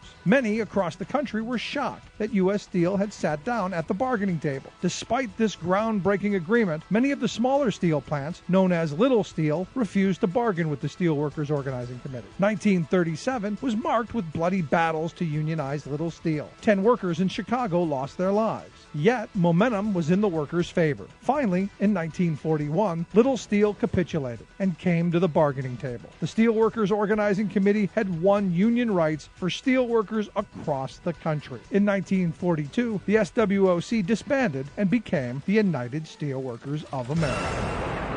This is the Media Matters Minute. I'm Eric Wustewald. While many media figures across the political spectrum have denounced Donald Trump for not rejecting support from David Duke, the former Grand Wizard of the KKK, several Fox News hosts and their guests are still defending him anyway. Listen to a few of them here. Is Donald Trump a racist? I don't think he is. Does Donald Trump support the KKK? Heavens no. Whenever it's a whack job, racist Republican being endorsed or doing the endorsing, the media wants to smear them. This is CNN trying to be in the top spot. They're not going to get there. They're trying to make something out of nothing. I've spoken with Trump hundreds of times, and I've never heard him run down anyone because of race. He doesn't care about that. After numerous bigoted comments about minority groups, Trump's refusal to disavow support from a white supremacist leaves little room for interpretation. For more on this and other stories, please visit MediaMatters.org.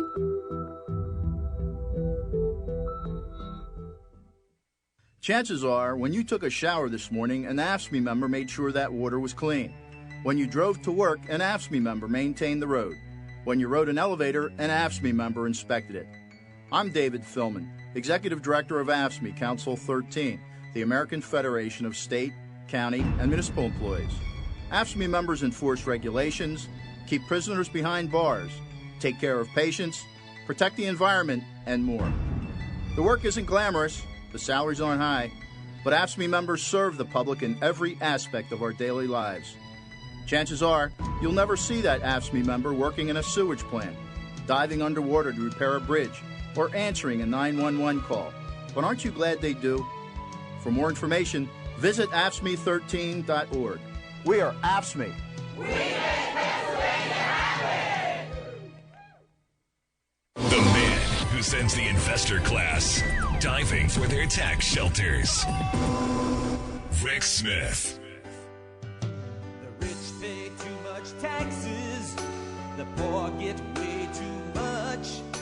Instead of schools, build prisons and lock the children up.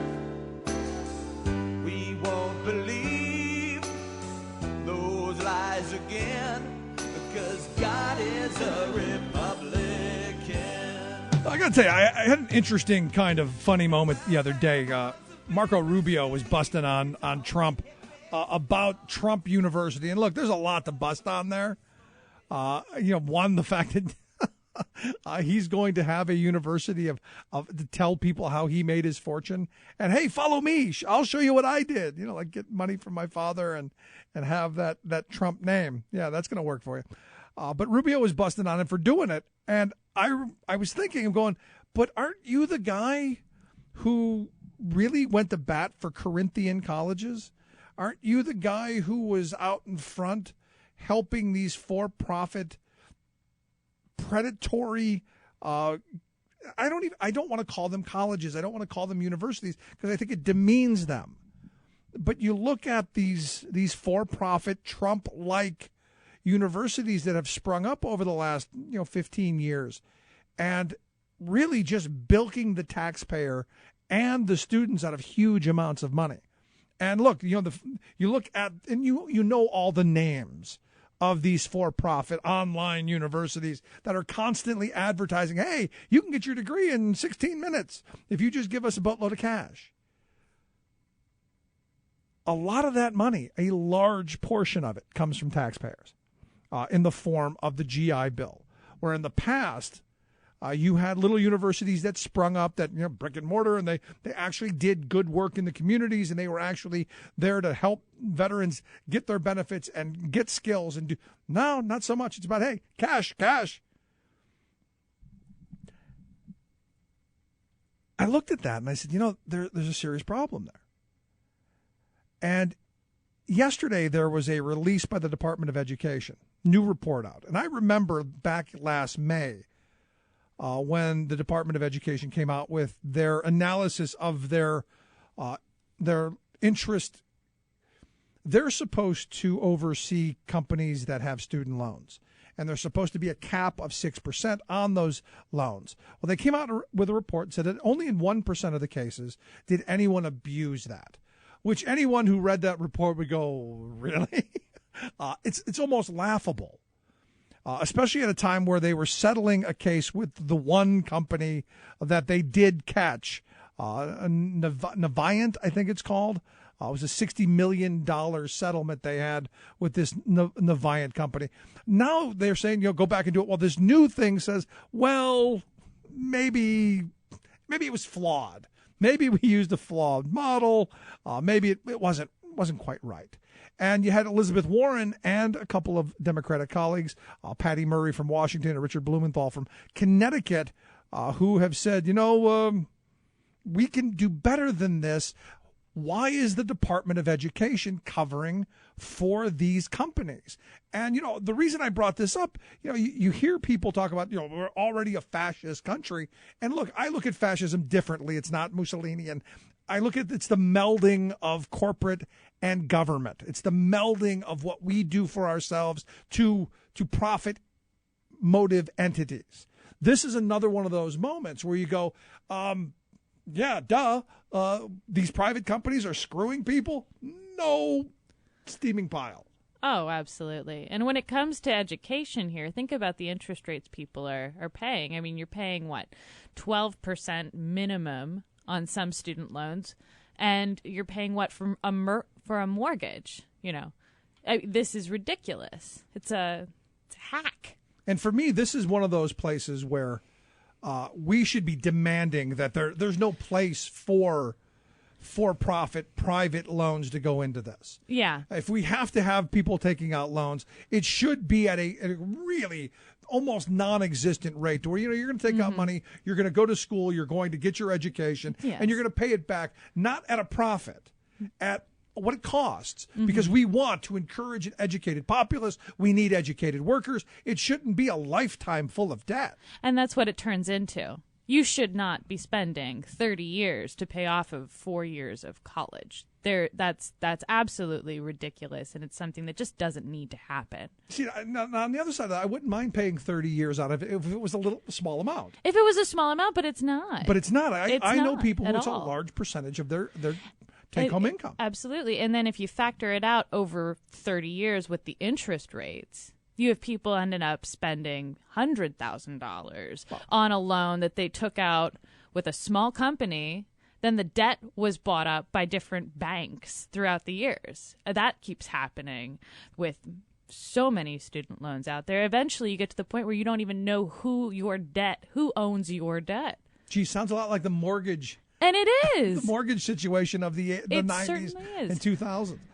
And, I look at this and I go, at some point, saner, and this is why I think Elizabeth Warren's brought this up, is that, look, we've allowed almost the wild, wild west while allowing us to think that, we've done something. We haven't done enough. Absolutely. And this, to me, hopefully will become a central issue for November. Now, I know Bernie's talked about it, and I don't know that his plan is absolutely workable, and I don't. Hillary has a plan. I don't know that hers is enough. But somewhere between there has got to be the answer. Oh, absolutely. We cannot let this issue continue to just sort of devolve.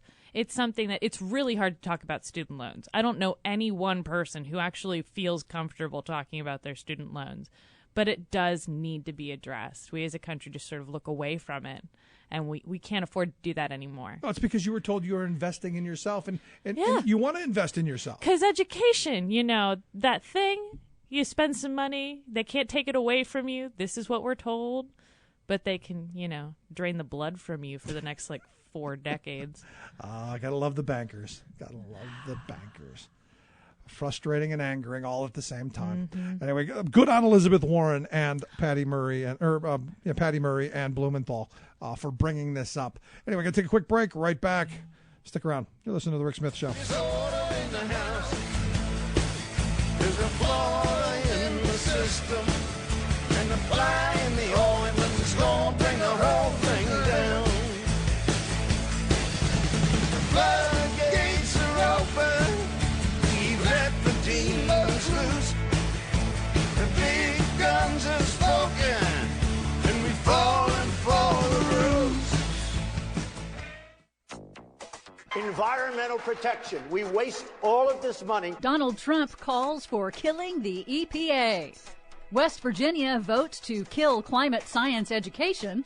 China works to kill off coal. Plus, and the Oscar goes to Leonardo DiCaprio uses his Oscar win to call for global action on climate. All of those calls and more straight ahead. From BradBlog.com, I'm Brad Friedman. And I'm Desi Doyen. Stand by for 6 minutes of independent green news, politics, analysis, and snarky comment. Leonardo DiCaprio finally got his Oscar. It's his first, and of course he's an environmentalist who has taken jets all over the place, oddly. Yes, that's so odd. Why don't environmentalists walk from New York to L.A. and back again? This is your Green News Report.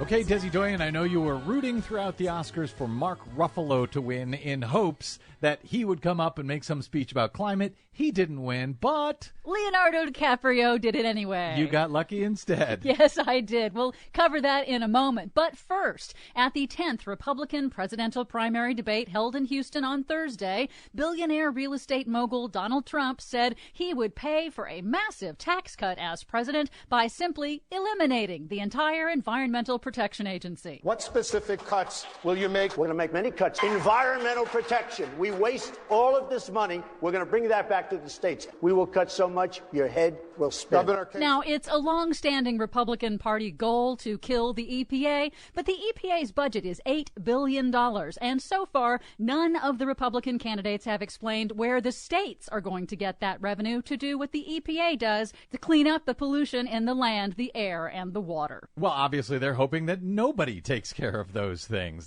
$8 billion is the EPA's total budget? That's it. That's amazing. We spend more than that in Afghanistan in a week. And he's saying that somehow cutting that is going to pay for everything else that Donald Trump wants. Good luck with that. Meanwhile, West Virginia is undermining science education to prop up coal. On Monday, the Republican-led West Virginia state legislature voted to delay new science education standards requiring that students be taught about man-made climate change. One Republican lawmaker said he voted against the new science standards because, quote, in an energy-producing state, it's a concern to me that we are teaching our kids that we are doing immoral things here in order to make a living in our state. So the new standards require them to teach about climate change, but they want to put those off for at least a year because, God forbid, we should tell students what is actually going on. That's right. Man. Good news for the planet and things that breathe. About time. For the second year in a row, China's coal consumption has fallen faster than previous estimates, according to official Chinese government data. Coal still generates half of its electricity, but China's coal use peaked in 2013, and the drop in coal use in China in those 2 years alone is equivalent to the entire nation of Japan's annual coal use. China's replacing coal with renewables and set 2 new world records in 2015 by increasing solar installations 74% in 1 year and increasing wind capacity by 34% in 1 year. Don't tell the kids of West Virginia. Meanwhile, good news, monarch butterfly populations could be on the rebound after crashing for decades. The U.S. Fish and Wildlife Service announced this week that a new nationwide campaign enlisting Americans to plant milkweed milkweed, the primary food source of monarch butterflies, has so far succeeded in increasing the monarch butterfly population by an estimated 250%, as counted at their wintering grounds in an endangered forest preserve in Mexico. Oddly, none of those butterflies are visiting West Virginia. Finally, at the 88th Annual Academy Awards on Sunday night, Leonardo DiCaprio won his first ever Best Actor Oscar for the film The Revenant. DiCaprio, known for his environmental activism, used his Oscar speech to call on everyone to push for climate action. Making The Revenant was about man's relationship to the natural world, a world that we collectively felt in 2015 as the hottest year in recorded history. Our production needed to move to the southern tip of this planet just to be able to find snow. Climate change is real. It is happening right now. It is the most urgent threat facing our entire species, and we need to work collectively together and stop procrastinating. We need to support leaders around the world who do not speak for the big polluters or the big corporations, but who speak for all of humanity, for the indigenous people of the world, for the billions and billions of underprivileged people who will be most affected by this, for our children's children, and for those people out there whose voices have been drowned out by the politics of greed. I thank you all for this amazing award tonight. Let us not take this planet for granted. Thank you so very much. I have a feeling more people may have just heard about climate change in this country than have heard about it over the past year, maybe more. For much more on all of these reports and the ones we couldn't get to, please check out our website at greennews.bradblog.com. Find us and follow us on the Facebooks and the Twitters at Green News Report. From bradblog.com, I'm Brad Friedman. And I'm Desi Doyen. And this has been your Green News Report. Coal is West Virginia. Coal is me and you. Coal is energy. Coal is energy. We need energy. We need energy. Coal is West Virginia. So we won the evangelicals. We won with young. We won with old. We won with highly educated. We won with poorly educated. I love the poorly educated. We're the smartest people. We're the most loyal people.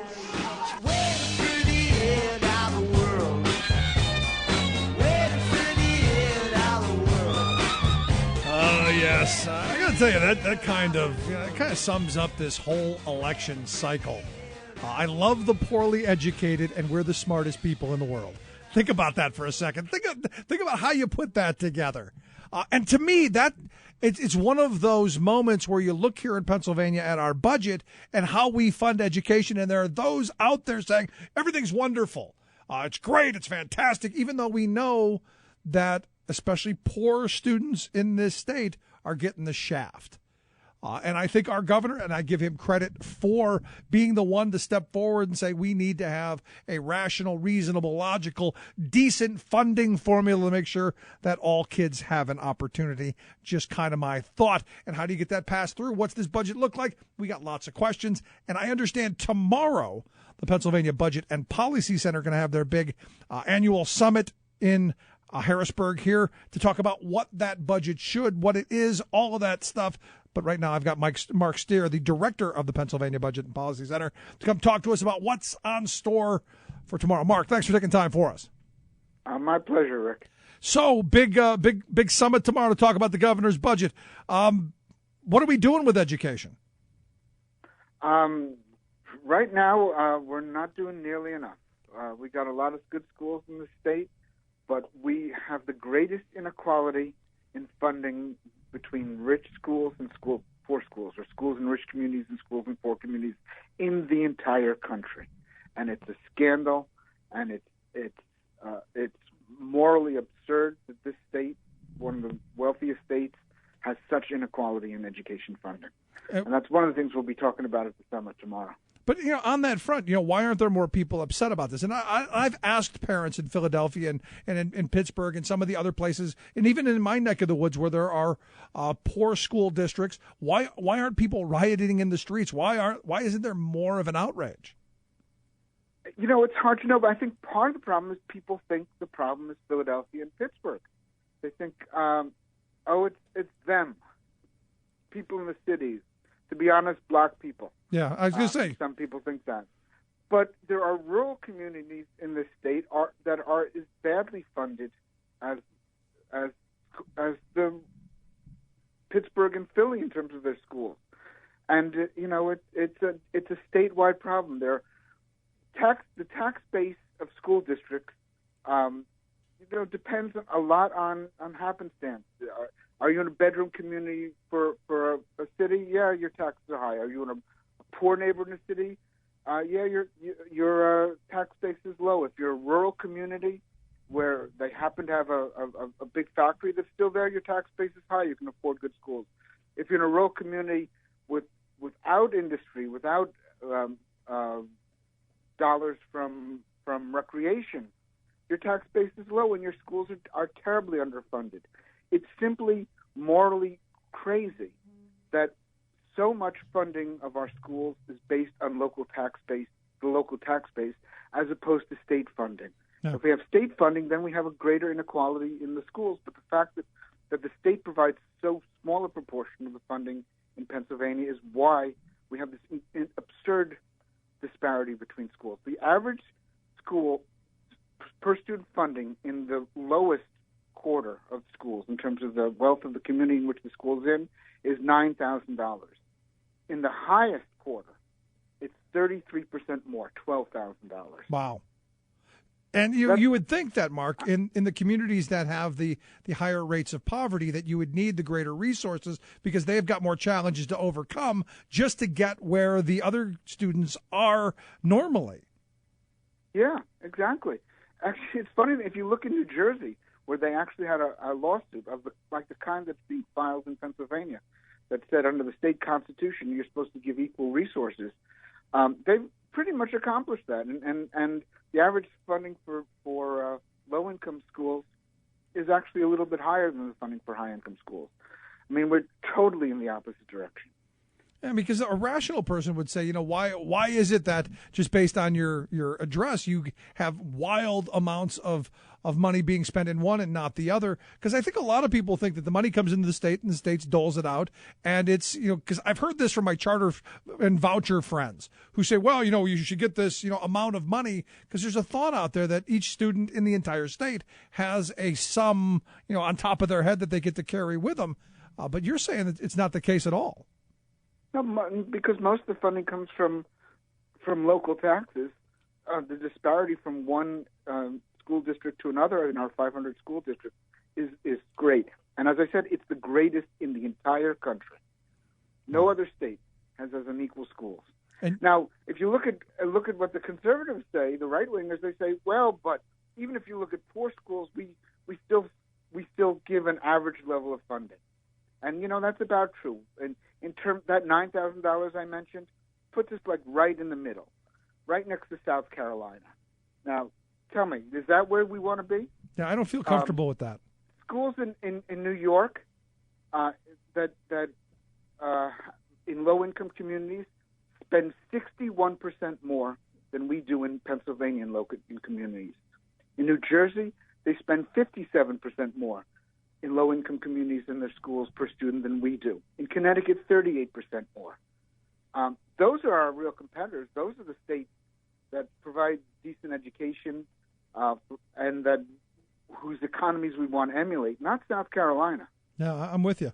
So the question is, how do we get to that point then? Because look, you've got that argument out there that, hey, my kid's okay, my community's okay, or at least that's the way I view it. You've got the voices out there going, well, that's someone else's problem. Let them deal with it. How do we get to a place where that's fixed? Well, one thing people need to know, it's everyone's problem. If we don't educate our kids, not only diminishes the opportunities for the kids who are getting the education, it diminishes economic opportunity for the whole state. The future is in high tech. It's in the kinds of things we produce, the goods and services we produce that require really skilled people. And if a state is providing really skilled people, it attracts new economic development, new business growth that provides jobs for those people. If it's not providing an educated workforce, it undermines the economy of the whole state. We all have an interest in seeing that our kids are well educated. Yeah, unless you own one of the prisons. Yeah, unless you own one of the prisons.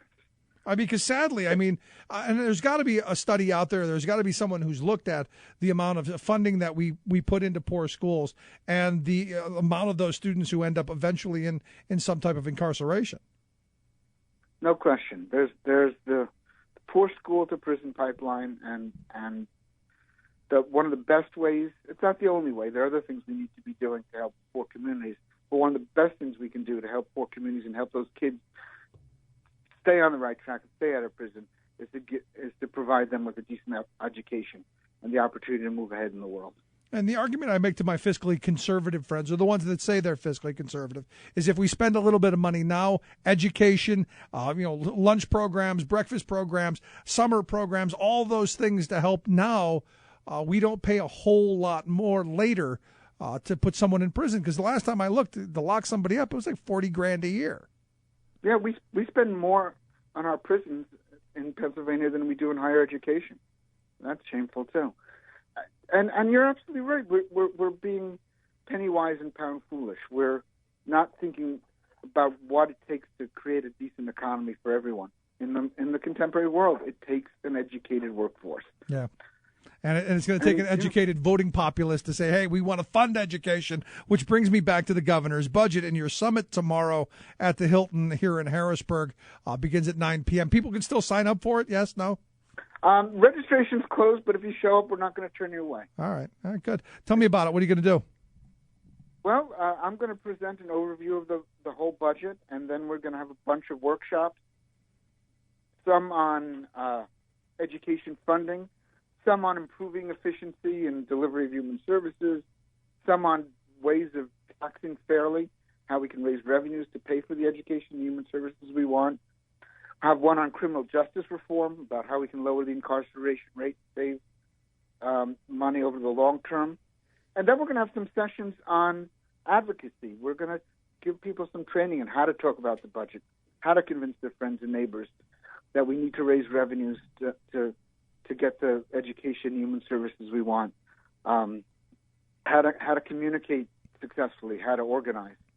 Because we do research at PBPC, but we also do advocacy and organizing, and we want to help people become more effective at doing that critical work, because that's what it's going to take to change the direction of the state. Yeah, we're going to have to get people active and engaged. Because look, as I understand it, and you're the policy wonk here, we still don't have a budget, right?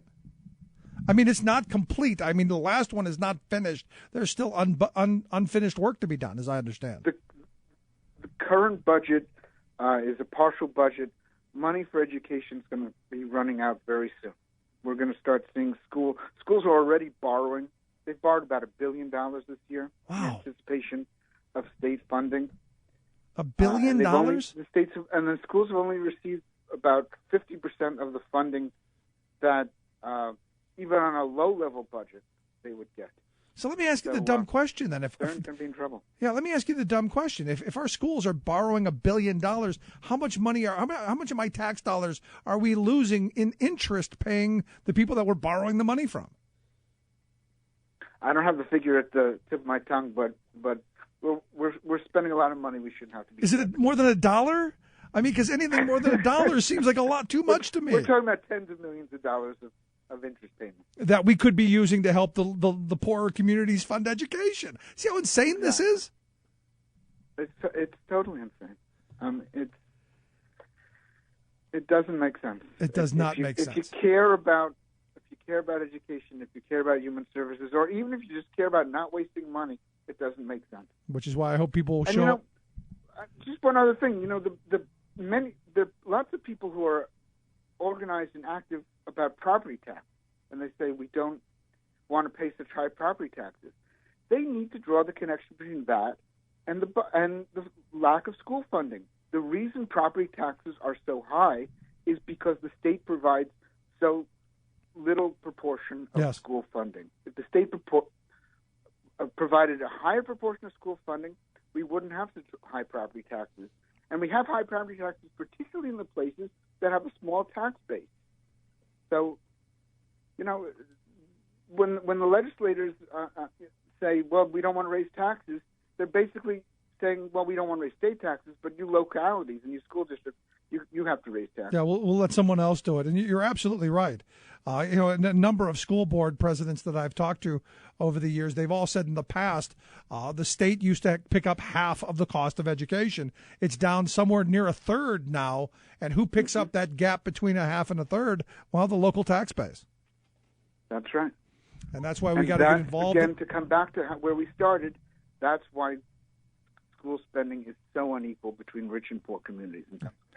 And that's why I hope folks will show up tomorrow to the Pennsylvania Budget and Policy Center's Big Budget Summit here in Harrisburg at the Harrisburg Hilton. As Mark said, if you show up, they're not going to kick you out, and you might learn something and get active and engaged. Mark Steer, I appreciate you taking time for us.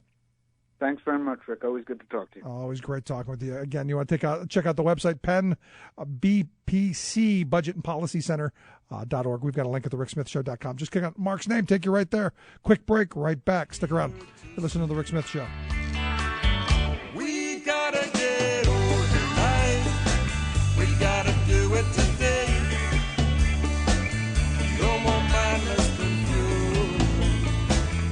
No more disarray. We gotta get organized. You're listening to The Rick Smith Show. I've found it. I've discovered the original document framing the Tea Party's political creed. TNView's Republicans are the anti-party, anti-science, anti-public, anti-worker, anti-environment, anti-Obama, anti-anti-anti. Where does all this bombastic negativity come from? It turns out that their sour philosophy is rooted in horse feathers. It's a 1932 Marx Brothers musical comedy that features Groucho belting out a song with these lyrics. Your proposition may be good, but let's have one thing understood. Whatever it is, I'm against it. And even when you've changed it or condensed it, I'm against it. So it's no surprise that the GOP's Senate leaders and presidential seekers have taken a peremptory "we're agin it" head-in-the-sand stand against anyone President Obama would nominate to fill the current Supreme Court vacancy. We won't let logic, fairness, or our duty to the Constitution reverse our petulant, purely partisan, knee-jerk no, they vaingloriously proclaim. Maybe if he nominates a corporation to sit on the court, they'd change their tune. But otherwise, no. Actually, their recalcitrance is no surprise, for the right wing has been an obstructionist group throughout our history. Indeed, there wouldn't even be a USA if the reactionaries of the 1770s had won the day. Their Tory faction adamantly opposed Jefferson, Adams, Washington, and other, quote, radicals who broke from the British monarchy to forge our independent nation. And they've fought every progressive advance since: abolition of slavery, extend the vote to women, protecting the rights of labor, civil rights, Social Security and Medicare, women's rights, gay marriage, etc., etc. This is Jim Hightower saying, so the Grouchos of today are just singing the same old reactionary song, still trying to shove America back into a monarchy of the rich. To get more of Jim Hightower's populist take on what Wall Street and Washington are up to, visit www.hightowerlowdown.org. From the White House, this is Politics in 2. I'm Justin Duckham with Talk Media News. I think the meeting was pretty straightforward. There was no one represented that he was about to change his position on something. President Barack Obama sat down with Senate leaders late Tuesday morning in an apparently futile effort to convince Senate Republicans to drop their opposition to the president's as-of-yet unnamed Supreme Court nominee. Senate Majority Leader Mitch McConnell and Senator Chuck Grassley, the chairman of the Senate Judiciary Committee, represented Republicans, while Senate Minority Leader Harry Reid and Judiciary Chair Ranking Member Pat Leahy sat in for the Democrats. According to Reid, the conversation was short, with a good portion of it dedicated to topics not quite on par with the lifetime appointment to the highest court in the land. Oh, we killed a lot of time talking about basketball and other stuff, so not very long. So no, not much headway today, but hey, despite the lack of any progress, there is still a way forward. According to White House Press Secretary Josh Earnest, it may be fairly simple. The next move would be for Republicans to avail themselves of the opportunity to continue consulting with the president if they choose to do so. They will have that opportunity, and that's an opportunity that will endure. So there we have it. The White House strategy is to wait for surrender from a party that delayed Attorney General Loretta Lynch's nomination for 5 months. Should be a no-brainer. Or, of course, it could be more complicated than that. McConnell and the 11 Republicans on the Senate Judiciary Committee have maintained that there will be no confirmation hearings for any nominee for the remainder of Obama's presidency. Their reasoning is that the American people should have a greater role in the process, and that entrusting the choice to a president in the twilight of his final term just wouldn't be fair. It's an argument with little historical or constitutional precedent, but one with widespread support among conservatives. So how do you move forward?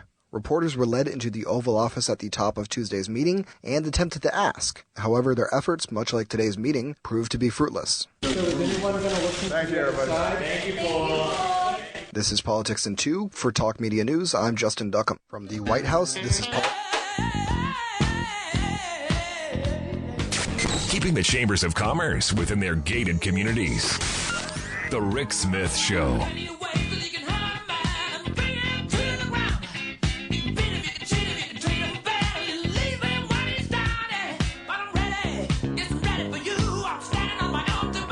So a new name out. It looks like the White House is vetting Jane L. Kelly. She is a federal appellate judge. The information that I see, she was a public defender in Iowa. She was put on the 8th Circuit Court of Appeals. I guess a couple years ago, unanimously approved for that position. So maybe we'll see. At this moment, news new. At this moment, not a lot about her background other than she graduated with Obama in her Harvard class. That's about all I can find for right now. She seems qualified. Harvard Law, I guess. Harvard, Yale, Ivy. Poison Ivy. You got to be to get on the Supreme Court. There is that check. The interesting little tidbit about her: 2004, and this is a horrible thing, but she was attacked in a park in Cedar Rapids, Iowa, brutally beaten and barely left conscious, according to her Wikipedia page. So it's evidently the assailant never identified. So I would think, and this may be going out on a limb, might be someone on the victim side, might be someone a little harsher on criminal things. I don't know about her death penalty stances. There was that old saying when I was a kid, the fastest way to change a liberal into a conservative is to throw them into jail unjustly, or to hit them over the head and take their money. The fastest way to turn a conservative into a liberal is throw them in jail unjustly. And it's a question that I don't know. So as more comes out, we'll see. Yeah. Again, that's a really horrible thing, though. That's a really, truly horrible thing.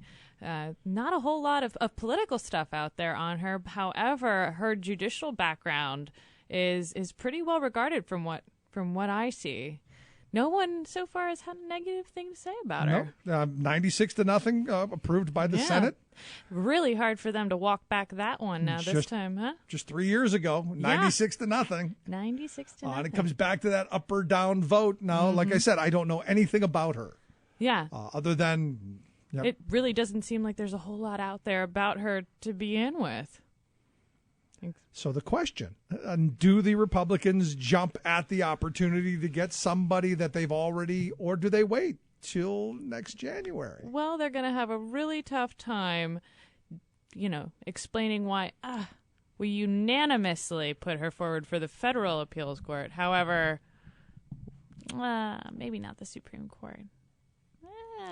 But we'll see. I mean, this is an interesting chess match, one that I think the president has a lot more cards than the Republicans in the Senate, obviously, because he has a lot of folks on the federal bench who have made decisions that will be the law if the Supreme Court does not make decisions on it, and also public opinion. Look, I've yet to find anyone who says that they shouldn't at least do their job. Which you put someone up, you vet them, you go through the process, you give them an up or down vote. That's the process. That's your job. Yeah.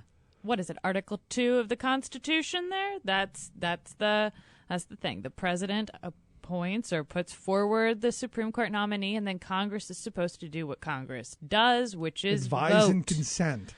And then vote, give them the up or down vote, and then we go through this again if we have to. Yeah. That's happened in the past. But Harriet this coming out and saying we're doing nothing, It's a bit too much. Yeah. Just that simple. So anyway, we've got a new name. It'll be interesting to see how the attack machine goes after this.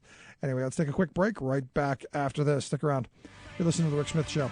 We're working people on the talk.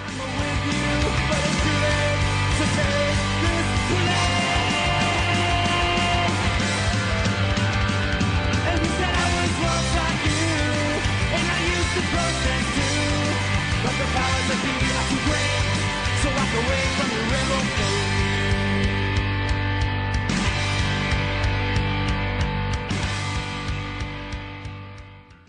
You're listening to The Rick Smith Show. For more information, go to thericksmithshow.com. If you've missed any portion of the program, you can download the podcast at thericksmithshow.com. You're listening to WIN, Workers Independent News, a production of Diversified Media Enterprises. I'm Doug Cunningham.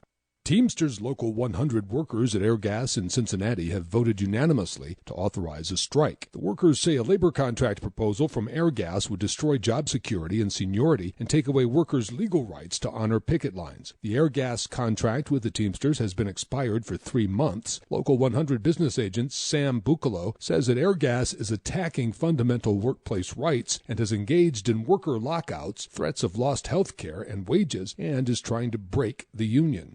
The National Association of Graduate and Professional Students has filed an amicus brief urging the National Labor Relations Board to restore collective bargaining rights for research and teaching assistants at Columbia University. Paul Katz is an organizer for the graduate students of Columbia United Auto Workers. Restoring collective bargaining rights is what we care the most about in this struggle, because we believe that we have been seeing some gains as we've been organizing. The only way to truly protect what we need to live as educators and researchers is the right to collectively bargain a binding contract with the administration. Katz says when the NLRB rules on this case, it could overturn the Brown decision under George W. Bush's NLRB. That decision took away bargaining rights for grad student workers at private universities. Katz says universities have deprived grad student workers of their union rights by arguing that students shouldn't be seen as workers. The argument that university administrators, not only at Columbia, but all over the country, have been making is that there is some kind of incompatibility between being a student and being a worker. But those of us who do research, who teach here at Columbia and across the country, we know that there's no incompatibility between those roles. And I think the amicus briefs that have been submitted to the NLRB only make it clear that a broad spectrum of educators and researchers in this country agree with us. As Connecticut deals with a new state budget, SEIU 1199 has launched a campaign called One Connecticut. SEIU 1199 Communications Director Jennifer Schneider says the message of the campaign, underscored by a new TV ad, is that state workers and the services they provide should not be sacrificed to plug a temporary state budget hole. They're providing services to veterans, to abused children, to those with intellectual and developmental disabilities. And what really happens, or what kind of date are we going to have if that's where we're looking to fill our budget hole? Workers Independent News is brought to you with support from union-owned and represented Bank of Labor, member FDIC, equal opportunity lender. Bank of Labor is the bank with products and services designed to serve the needs of unions and their members. More info online at bankoflabor.com. You've been listening to WIN, Workers Independent News. For more information, visit laborradio.org.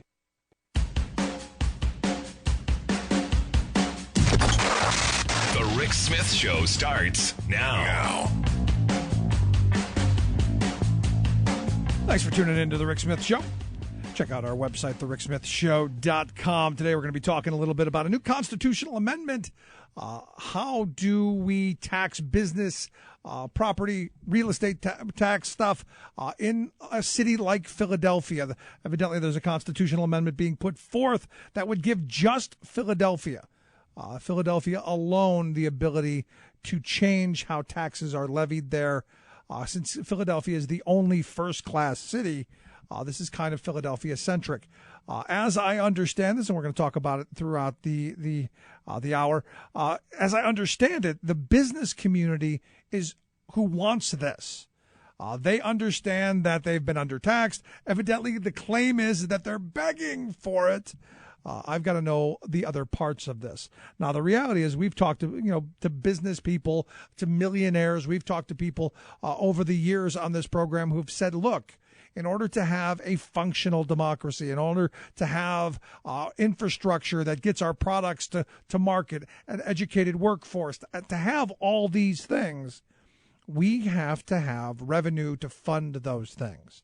And, past CEOs, generations of company leaders and the wealthy of this country have known that, which is why when we had high taxation rates, like in the 1950s, you think back to the fabulous 50s, when you had a top marginal tax rate of 92%, you had the ability to build the highway transportation system. You had the ability to reach out to space. You had the ability to fund education and college education especially. But what we've seen really since the Reagan era forward is a shifting of responsibility and really shifting onto those least able to shoulder the burden. And I look at what we've done with student loan debt. We've now taken what we used to pay for as a society, and we've put it on the backs of students who are going, hey, the only shot I got at getting a job is having a college education. The only chance I've got to having a job that says, hey, you want fries with that, is spending tens of thousands of future dollars on an education now in a gamble that a job will be there. I've been saying for a very long time, what we need to be doing is we need to have tax rates of the past. Understand, nobody paid the 92% top marginal tax rate. Nobody.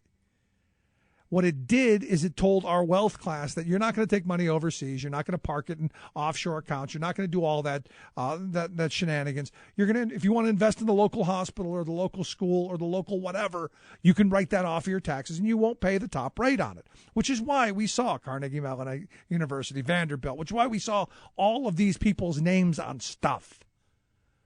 Because they were funding this, and that's where the money went. They set up foundations to do these stuff. And look, I'm okay with that. The reality is it's got to get done one way or another, whether it's through, here's a loophole through the tax code for you to take money and do things with, or we take it and we do it for ourselves. I'm okay with it. You just can't have a situation set up like that has all of these loopholes and have a very low tax rate. And you keep hearing the right wing screaming about, we need lower taxes, while still pushing these big loopholes, which means what? It means our kids end up taking out tens of thousands of dollars in student loan. It means our infrastructure goes unrepaired. It means that future investments go undone. So the question is what should we be doing? Is this constitutional amendment, is this the right way to go? Well, we'll find out when we talk to Pat Eiding, the president of the Philadelphia AFL-CIO, when we come back. Quick break, right back with Pat. Stick around. You're listening to The Rick Smith Show. Where working people come to talk.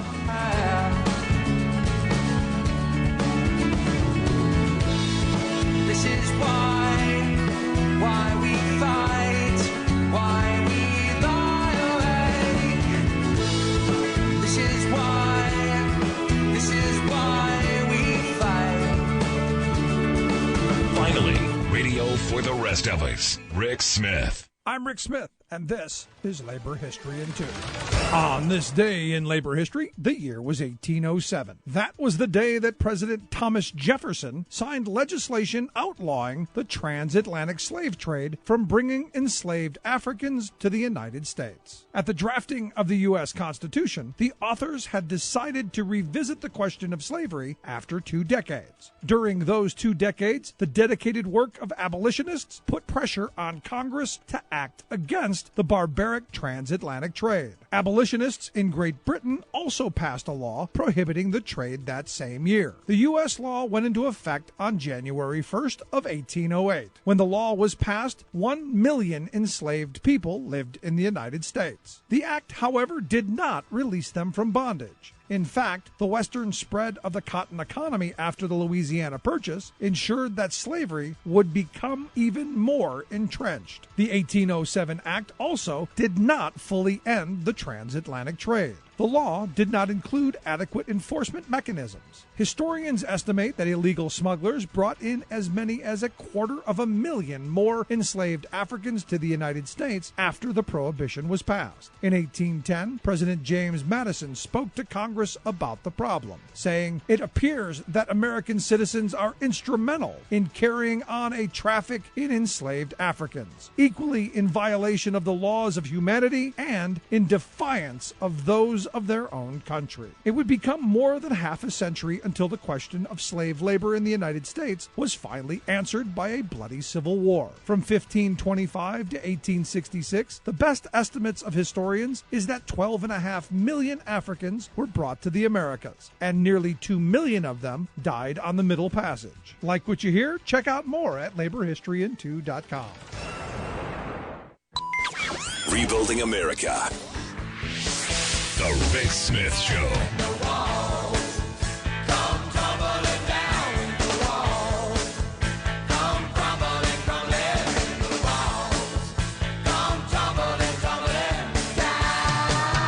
Well, if we're going to rebuild our country, I think it comes back to having a strong tax base, having a way to provide revenue to rebuild our roads, our bridges, our schools, our factories, to really invest in the future for our kids. And the question becomes, how do we get that revenue, and how do communities generate that revenue?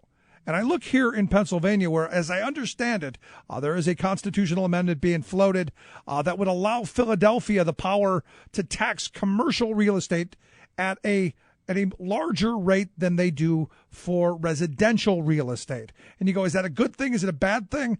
I don't know, which is why we've asked Pat Eiding. He is the president of the Philadelphia AFL-CIO to come talk with us. Pat, thanks for taking time for us. No, thank you for giving me the opportunity. It's been a while, and I certainly appreciate all the great work you do on your radio show. And unfortunately, we don't find the time as often as we'd like to. Well, you're welcome anytime, and it's always great to talk to you.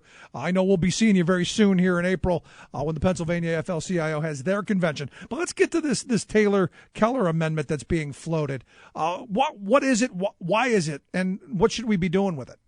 Well, first of all, it's a not only a very interesting collaboration, but it's a real strong collaboration of legislators that are, that are bipartisan.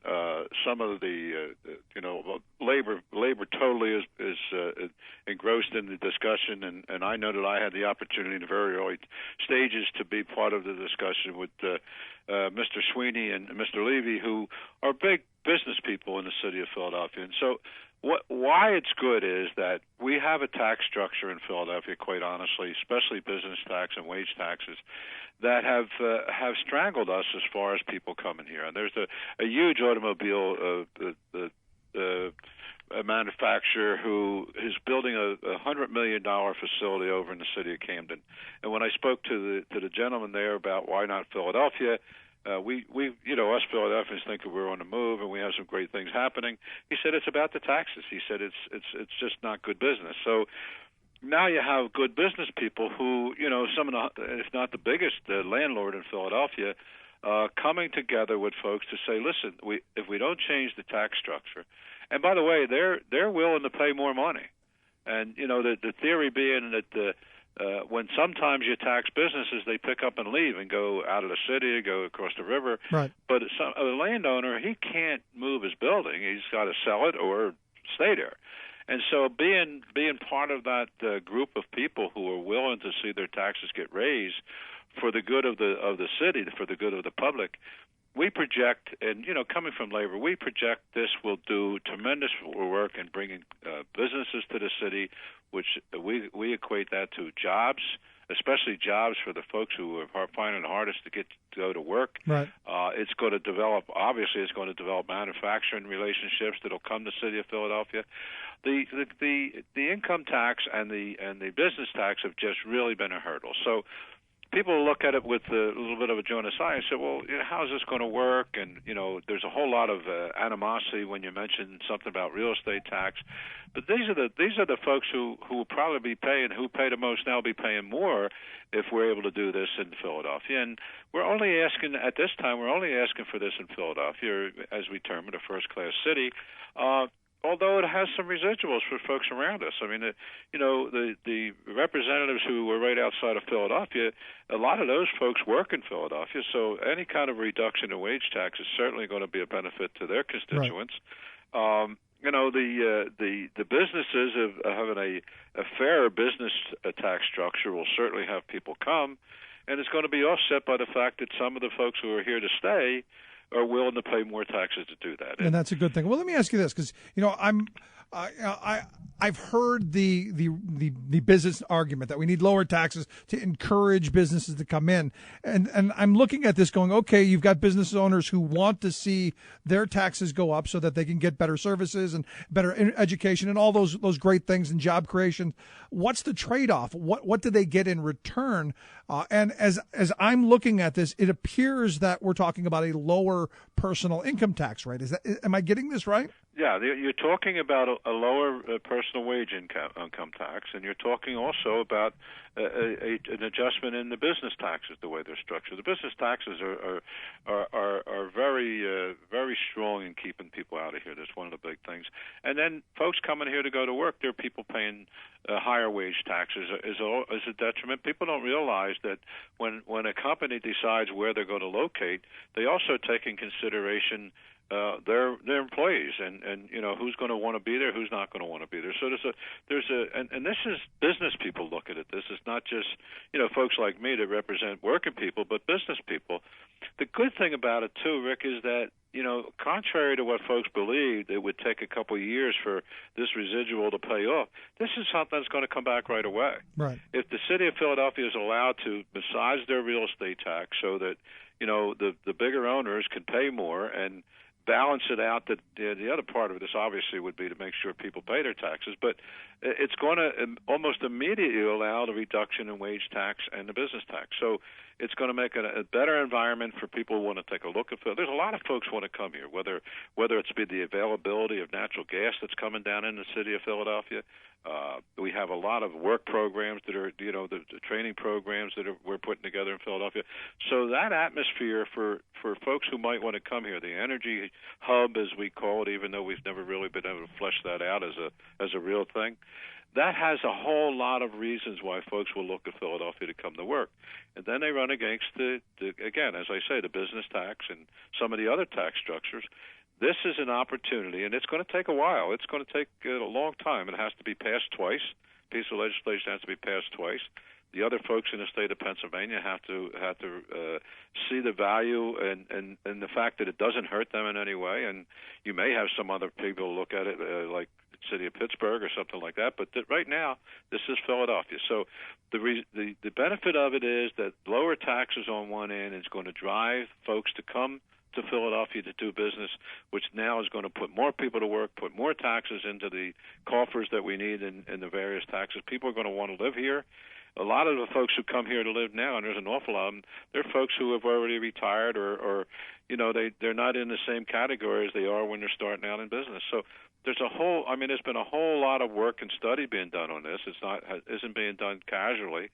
And I think the other part that, Representative Taylor being at the head of this alongside with partners on the D side is a real good look for other legislators to look at this and say, hey, this is not one of them bipartisan things we have to be against.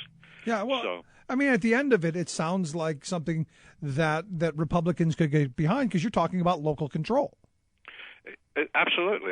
But I guess to overly simplify, we're saying let Philadelphia restructure their tax base. Let us do what we need to do to make our city better, a better environment for business, and we won't hurt anybody else by doing that. Well, let me ask the dumb question. Why do we need a constitutional amendment to allow the city of Philadelphia to do that? Well, I think you're probably going to have to talk to a legislator or a lawyer for that one, Rick, because some of it drives me crazy. But not only do we need the Constitution amendment, that's a tough hurdle to go over. It's got to be done twice. And then it has to go to the folks to vote on it. It has to be on a ballot. Yeah, it's got to go through 2 legislative sessions and then the ballot, of course. And the question then becomes, because it's a Philadelphia-centric thing, how do you get the rest of the state to go, yeah, go ahead? Well, I think how you do that is doing what you and I are doing right now, Let's talk about it. Let's not make it a mystery. Let's talk about it. Let's openly discuss the numbers and those kinds of things. And what's good about it, what's bad about it. And by the way, in Harrisburg, Pennsylvania, it's not going to have any effect on your constituents at all. It's just to let Philadelphia do something to improve themselves, and it's not a competitive thing because as I said, right outside of Philadelphia and even across the river, those folks, any employees coming down to work in Philadelphia will have the same benefit of the wage tax reduction. So there's too many pluses for this to be a negative that somebody will banner around that we've had so much of lately. This is a win-win situation that doesn't hurt anybody. Yeah, and a good part of this is, maybe the conversation of what Philadelphia does for the state as a driver of revenue by having by having that area do better, maybe larger tax receipts coming into the state that can be divvied up throughout the state to help move forward for everybody seems like not a bad idea, right? Well, Rick, that's a good point because, Philadelphia has the stigma of what it is. It is. It's a city. It's a big city. Even though it's a small big city, it's a big city. So, folks take a harsh look at Philadelphia sometimes, but you're exactly right. We're one of the biggest funders of the state of Pennsylvania, coming from Philadelphia, if not the biggest. I guess we are the biggest. And this only makes it better because if Philadelphia does well, it's going to make it for the state to be better for the state to do well. And, that certainly can't hurt, the state business when new people come here and start up a business anywhere in the state. In this case, we're looking for them to come to Philadelphia. But, again, the base of that will enhance the coffers of the state of Pennsylvania. So that's what I mean by it's a win-win situation. Everybody can gain from it, and nobody loses from it. Right. But at the end of it, we're still talking about there are going to be some who go, we're raising taxes on businesses.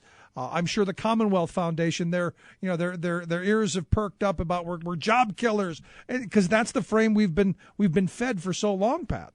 Well, that's Rick, that's the thing I think that makes this so different. If you look at if you could, there's some pictures that maybe don't encompass all the folks that are in this whole collaboration, if you will. But if you're looking at a Brandywine Real Estate Trust, they're one of the biggest taxpayers here in the city of Philadelphia as far as landowners. And when you look at folks like Paul Levy, who have done nothing but enhance the city of Philadelphia in a way where they've done it amongst themselves, these are people who would be able to, in a chamber, by the way, the Philadelphia Chamber has been part of this. They may not have been signed off like some of us in the very beginning, but in that room last Friday, the chamber was well represented in favor of this. So we don't see the folks here locally that would be the kind of folks who would step out into the other part of the state to tell them this is not a good thing. I think everything they're going to get from here. And I kind of use this description when we were trying maybe 6 years ago to get some transportation money. We were working real hard. And Schweiker was the head of the chamber at the time. And we would go to Harrisburg, him and I, and walk into, for example, Senator Pileggi's office. And I remember the reaction of Senator Pileggi when he said, well, what the heck is this? Well, listen, it was not a special interest situation. Transportation money and infrastructure money is for everybody's good. So having a chamber and labor walking together makes sense. Absolutely. And I think you have that same picture here. And I think that's the story and the picture we have to present throughout the state of Pennsylvania. If we have to go, listen, if I have to take a ride with John Taylor and Bill Keller up to Morgantown, Pennsylvania, so be it. Let's go talk about it because it's not a bad thing. It's a good thing. So I think we have the bad thing is it's going to take so long through the process. The good thing, while that's taking that time, we have the ability to show that this is a real diverse group of people trying to do something good for people. And we can have that conversation about, what is the role of business in our community? How do we make sure that while they're doing better, we all do better through better infrastructure, better education, better opportunities for workers, and so forth, and really kind of change that narrative of hooray for business interests and, less wages, lower health care, lower retirement rates for workers. Well, and you know what, Rick, when you think about it, in the working world, when we talk about working people, we always talk about, the rising tide raises all ships. And the business, even though they may be in a competitive world, they had the same situation. If business is good for Philadelphia, it's good for all business, the folks that are here and the folks who come here. So, it just, again, there's so many good things about this that it gets you excited talking about it, quite honestly. Yeah. So I'm sure there's going to be a rollout, and I'm sure it's something that you're going to come back and talk to us time and time again, and I'm sure that our listeners are going to throw me some questions, because as you said at the beginning, I'm sure there's a lot of folks looking at this with a jaundiced eye going, hey, we're expecting businesses to pay higher taxes and expecting them to come. I'm sure there's going to be a lot of questions. Well, and listen, hopefully folks will take a look at something like this, Rick, and see that, the array of politicians on both parties, and, labor and business coming together, and administration coming together. Take a look at that and say, hey, this is the way we got to work sometimes. This is a good thing. Yeah, and maybe this is the way forward. Pat, I appreciate it. I'm sure we will talk again on this as this continues. But thanks for rolling it out for us. My pleasure. Thank you so much. And I'm willing and able as we go forward with this to take the message. Fantastic. Thanks so much. Thanks, Rick. Pat Eiding, president of the Philadelphia AFL-CIO. Quick break, right back. Stick around. You're listening to The Rick Smith Show. We're working people. Come to talk.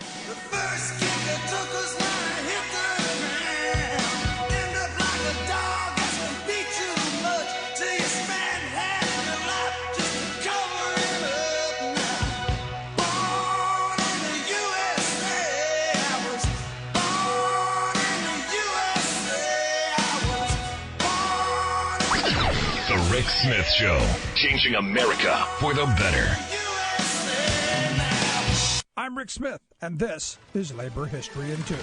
On this day in labor history, the year was 1937. The Steelworkers Organizing Committee and U.S. Steel signed their first historic labor agreement. Previous efforts to organize steelworkers had failed due to the union-busting tactics of the steel mill owners. But in 1935, the passage of the National Labor Relations Act required owners to bargain in good faith with their workers. Armed with the protections of this act, the Congress of Industrial Organizations was determined to organize steel. The next year, the CIO set up an SWOC headquarters in downtown Pittsburgh, the heart of steel country. In fact, SWOC set up shop in the tallest building in Pittsburgh, the Grant Building. Many steel companies had offices in the handsome Grant Building, and the SWOC was taking the labor fight right to their doorstep. The Steelworkers Organizing Committee held rallies and sent organizers into the mill towns. They gathered 125,000 union cards in the effort. Their first big victory came when they announced a new agreement with U.S. Steel. The agreement included $5 a day for workers in northern mills, an 8-hour workday, overtime, seniority protections, a grievance procedure, and recognition of the Steelworkers Organizing Committee as the bargaining representative for the workers. Many across the country were shocked that U.S. Steel had sat down at the bargaining table. Despite this groundbreaking agreement, many of the smaller steel plants, known as Little Steel, refused to bargain with the Steelworkers Organizing Committee. 1937 was marked with bloody battles to unionize Little Steel. 10 workers in Chicago lost their lives. Yet, momentum was in the workers' favor. Finally, in 1941, Little Steel capitulated and came to the bargaining table. The Steelworkers Organizing Committee had won union rights for steelworkers across the country. In 1942, the SWOC disbanded and became the United Steelworkers of America.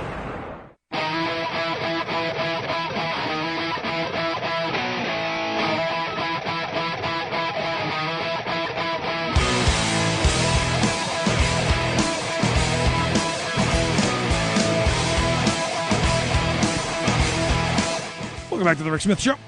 Check out the website, thericksmithshow.com. Questions, comments, something on your mind, you can email me, Rick, at thericksmithshow.com. Interesting topic, to be honest with you. I look at this and you go, business owners that want to pay higher property taxes, business owners that want to pay more into a system that's going to help them invest in maybe, the possibility of, I don't know, having an economy that works for all. It definitely brings up a lot of questions. And I'm certain it's something that we will talk about time and time again as we continue down the road. But, it's one of those things that makes you question everything that we've been told. Because everything we've been told is that business only cares about the lowest taxes they can get. And here, as Pat has pointed out, that there are business owners out there, just like we've talked to millionaires and business owners across the country who have said, look, you've got to be taxing us at a higher rate. We need to be investing in all of those things that help our business. What good is having a low tax rate if we can't get our products to market? If you don't have roads and bridges that'll get it to the ships to ship it overseas? What good is having low taxes if we don't have a workforce, an educated workforce to do the work that we need? What good is all of that? And to me, that's a conversation that this issue brings up. That talking about this constitutional amendment is an educational opportunity to say, look, what is the role of business in our community? What is the role of giving these corporations a charter to be able to do business in our country? Now, I know that the message for a very long time has been, businesses are people and, we have to cater to their interests and all of that. The question is, how do we take some of that back? And, I go back to my grandparents' era. Understand, it wasn't a certainty that corporations got everything they wanted as it is today. It was, one of those things that they had to work for. And there was that compact. There was that partnership. Is this the beginning of getting us back somewhere near that? I don't know. But it is worth having the conversation. It is worth talking about, and it is worth pursuing. Because at the end of this, and how I look at it, anything we can do to encourage investment in our major cities, and if you've been through Philadelphia, there's a lot that needs to be done because we haven't had the revenue. We need to and any major city. If you've been in New York City, it's the same thing. There's a lot of investment that needs to be made. And we've just been starved and starved and starved because we've had this tax cut fetish. That we seem to be, got to cut taxes and foam at the mouth anytime someone says, you know what, we got to pay for something. I mean, think about that for a second. We all want decent roads. I saw some polling done the other day out of Michigan. Like 70% of the drivers, 70% of the drivers in Michigan are not happy with their roads. Here in Pennsylvania, it was just around that, maybe a little higher. That people aren't happy. And you go, well, how do you get better roads? How do you get better infrastructure? How do you invest in it? And that, I know it's a huge leap. It's hard to get from we want things to we have to pay for them. I know it's tough. I know, but we can do it. And this is the beginning of that conversation. The fact that there are businesses out there that are saying, yes, raise our property tax.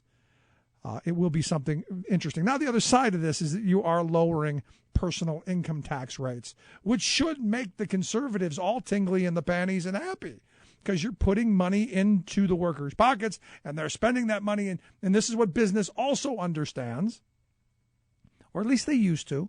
I have a very wealthy uncle who says, look, I could give everybody $10,000 in a year and have it all back.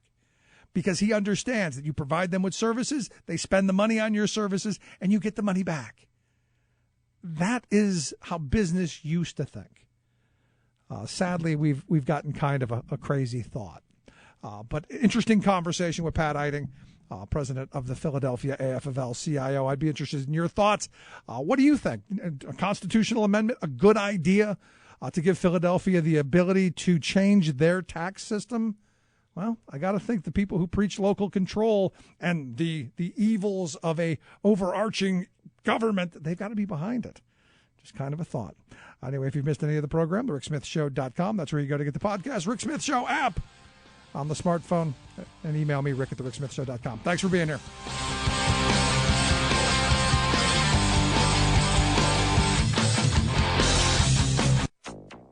Environmental protection. We waste all of this money. Donald Trump calls for killing the EPA. West Virginia votes to kill climate science education. China works to kill off coal. Plus, and the Oscar goes to Leonardo DiCaprio uses his Oscar win to call for global action on climate. All of those calls and more straight ahead.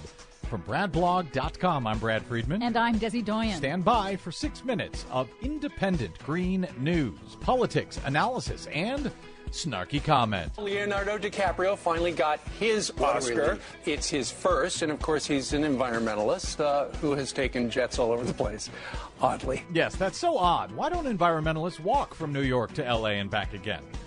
This is your Green News Report.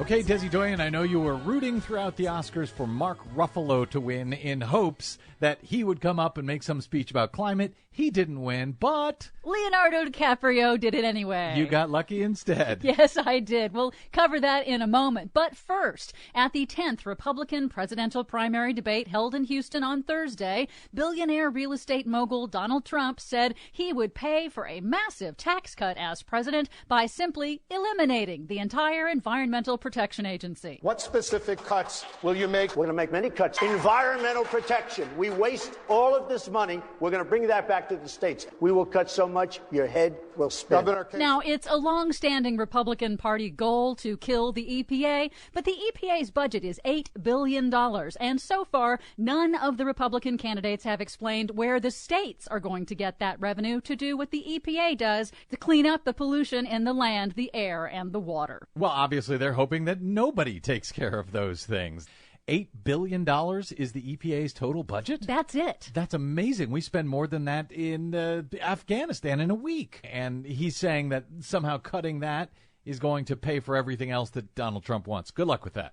Meanwhile, West Virginia is undermining science education to prop up coal. On Monday, the Republican-led West Virginia state legislature voted to delay new science education standards requiring that students be taught about man-made climate change. One Republican lawmaker said he voted against the new science standards because, quote, in an energy-producing state, it's a concern to me that we are teaching our kids that we are doing immoral things here in order to make a living in our state. So the new standards require them to teach about climate change, but they want to put those off for at least a year because, God forbid, we should tell students what is actually going on? That's right. Man. Good news for the planet and things that breathe. About time. For the second year in a row, China's coal consumption has fallen faster than previous estimates, according to official Chinese government data.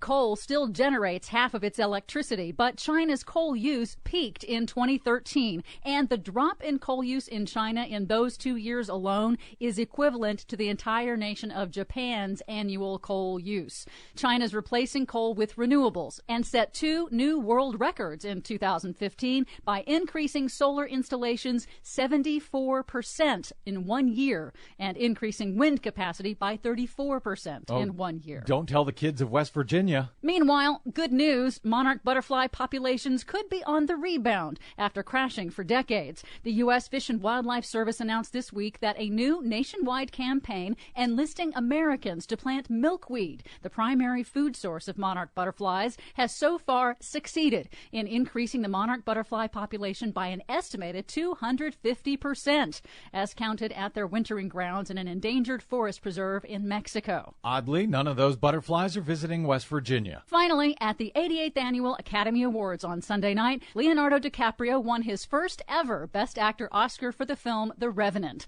DiCaprio, known for his environmental activism, used his Oscar speech to call on everyone to push for climate action. Making The Revenant was about man's relationship to the natural world, a world that we collectively felt in 2015 as the hottest year in recorded history. Our production needed to move to the southern tip of this planet just to be able to find snow.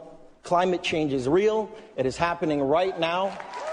It is the most urgent threat facing our entire species, and we need to work collectively together and stop procrastinating. We need to support leaders around the world who do not speak for the big polluters or the big corporations, but who speak for all of humanity, for the indigenous people of the world, for the billions and billions of underprivileged people who will be most affected by this, for our children's children, and for those people out there whose voices have been drowned out by the politics of greed. I thank you all for this amazing award tonight. Let us not take this planet for granted. Thank you so very much. I have a feeling more people may have just heard about climate change in this country than have heard about it over the past year, maybe more. For much more on all of these reports and the ones we couldn't get to, please check out our website at greennews.bradblog.com. Find us and follow us on the Facebooks and the Twitters at Green News Report. From bradblog.com, I'm Brad Friedman. And I'm Desi Doyen. And this has been your Green News Report. Coal is West Virginia. Coal is me and you. Coal is energy. Coal is energy. We need energy. We need energy. Coal is West Virginia. The most important issues of the day. This is the Rick Smith Show. Oh, yes, we got news. Evidently, Mitten's going to have the big press conference tomorrow, 11:30 in Utah. As I've been saying, I think he's at some level. Mittens will be in. On some level, he's going to get himself to the convention where he can be Plan B if they can't undo the Trump. But here to talk a little bit about the news, what's going on yesterday, maybe a little bit about President Mittens. I've got Bob Ney, Talk Media News Service. Bob, thanks for taking time for us. Yes, Mittens is jumping out of his litter box. And, you know, I've been saying this for months. At some point, the Republicans are going to have to get tired of the antics of crazy. And, you know, Dad's going to have to show up. And I've been waiting for that "you wait for your father to come home" moment. And I'm thinking tomorrow's it. But what they did, and this is why it's just going to be complete chaos, they sat there and they said, Jeb, you know, Karl Rove, go out and run, but I don't want to, Karl. Well, go out and run anyway. And then they gave him $100 million. And even the Koch brothers were smart enough to not throw money into him. Yeah. And they sat and waited, and then Jeb just kept disintegrating. But, you know, he had to stay in. He had to stay in because, you know, the power brokers want to make lobby money, and, you know, corporate America wanted its chunk, and the pharmaceutical companies, everybody that was behind Bush, right? And then they sat, and then all of a sudden he disintegrates. They let Trump continue to get stronger and stronger. So now, of course, they're in panic mode. You've got Mitch McConnell in complete panic mode. He's having secret meetings, and they're leaking out and telling people to do this and that. You've got Mitt Romney tomorrow with the press conference. And I never thought it, and you're correct on it, but, you know, he could file in Utah and California and control delegates. And that's how they're going to try to stop Trump. Now, there's one problem with all of that. They're going to go to a convention that's open. And you know, they're going to have security on the floor of that convention Yes. to protect one Republican. It'll be Chicago inside. Yep. I'm planning, I'm hoping, praying. I'm doing everything I can think of to be there. Well, let me put the big if out there. If, look, I've been a political operative. You know what you're doing. You're a street smart guy, and I mean that flatteringly. And, you know, if the Democratic Party is smart, and they get their act together, they will focus like a laser beam. And I would be right on Rob Portman right now in the state of Ohio.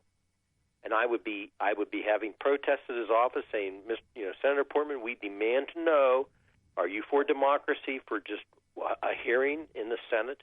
We demand to know where you're at on Donald Trump. Then I'd go to Kirk of Illinois. I mean, you know the game plan here. And I wouldn't let him go. Yep. Here in Pennsylvania to Pat Toomey. Well, yeah, I keep forgetting. Yeah, Toomey. I mean, there's a strategy there that can work because, and it has nothing to do with Trump anymore. You've got Mitt Romney in there trying to undo Trump. You've got, you know, all these people playing their own deal, including Mitch McConnell. And so it's a circular firing squad. I mean, the people, for the right or the wrong of it, or whether somebody likes Donald Trump or not, or Bernie Sanders or whatever, you know, people speak and they vote. And there comes a certain point in time, if you sit back and watch everything happen, and then all of a sudden now they say, oh, hey, by the way, we got to stop Donald Trump. We didn't think the guy would survive. Right. You know, should have done that a long time ago. Yeah, now, if he gets 50% of the delegates, then it's over, right? Well, yeah, if he gets the magic number, you know, of he needs 1236 or something. I believe he that's the magic number. 12:37, I think, is what it is. 12:37, yeah. But he gets Then that, it's over. done. But I don't think he gets to that. And there's, No, I don't either. And that's where the fun begins. And like I've been saying for a very long time, this is where Romney comes in as father knows best. Which, I don't know if that's a good thing for the Republicans, because Donald will, I think, run a third party, and they're definitely going to get slaughtered in November. Well, if he runs third party, I don't care, whether it's Bernie or it's Hillary. If Donald Trump runs third party, it's done. Yeah. Now, the question that I have then, because now here's where all of this hits the road, as you've been saying, go to the senator's office. That the Democrats play this right, they can flip the Senate, which then brings us back to the Supreme Court. Because I asked this earlier: do we hold with the Republicans and go, yeah, don't worry about it. We'll wait till next year to appoint somebody that we know we can, with a Democratic president and a Democratic Senate, get a left-wing Scalia. Do we wait on that? Well, on the hand of the Republicans, for example, if I were the Republicans, I'd think, okay, let's cut a deal with Obama, let him put a moderate in there, and it's better than having who Hillary would appoint or Bernie Sanders. That's basically what I'm saying. And are the Republicans smart enough? I guess that's the other part of it. I said if I were running the Senate. You were the smart Republican. Not being brazen, but let me. And of course, look, it's not. I'm not really bragging on myself to say I'm smarter than Mitch McConnell. Well, I mean, they really irritate. You're going to be nice. A lot of us in their doing the media, Rick, because it's so juvenile. I don't know who they think they're kidding. Yeah. I mean, it's just it's becoming childish. It's nuts to me. And at some point, the hope is that sanity comes somewhere near our halls of power. Let's take a look at yesterday, though. Did yesterday play out as you expected? Because it played out how I expected. Yeah, it played out how I thought it would. Any surprises in your view? No, I thought maybe Sanders would take one more state. I thought he was going to get Massachusetts, too. Yeah, I did. I thought Rubio would tank because, he went after Trump a little too late. Then he tried to play, cute the next day after the debate, and he was funny. Then he turned into Don Rickles, and then he was amused with himself, and then he tanked. And he won't even, by the way, I don't even believe that Rubio will go on the ballot in Florida on the 15th. I think he'll withdraw before that. There is a major prediction. What's that? That's a major prediction, because I actually thought he would be dumb enough to stay to take his thrashing. No, I think he sees his complete life going down the tubes if he goes on that ballot, and Trump just creams him. I just think that his future is completely gone. Now, John Kasich simply has to win Ohio, and then he just hangs out to the convention. Why not? It's an open convention. Sure. But you can't get creamed in your home state and Rubio say, now we're on to the next state. Yeah, I mean, that's one of the things that I asked earlier, because, if Trump gets the nomination, Walter Mondale is going to be a happy guy, because I go back to when Mondale got thrashed. He only won one state. I don't think Trump wins anything, but that's just my thought on it. Well, here's a wild card factor that I'm looking at on the Democratic side. Hit me. And my friends, I had a friend today, and I'll spare him because he is a good friend of mine, and he just went off on Bernie Sanders. And this guy's a Democrat, he's an operative, and he's a player, and he just went off on Bernie Sanders privately and stuff. And he said he needs to get out now, and I said, listen, you all need to understand something. Bernie Sanders, if he doesn't get one more delegate, is going to continue on. Yep. He has a cause. He's for real.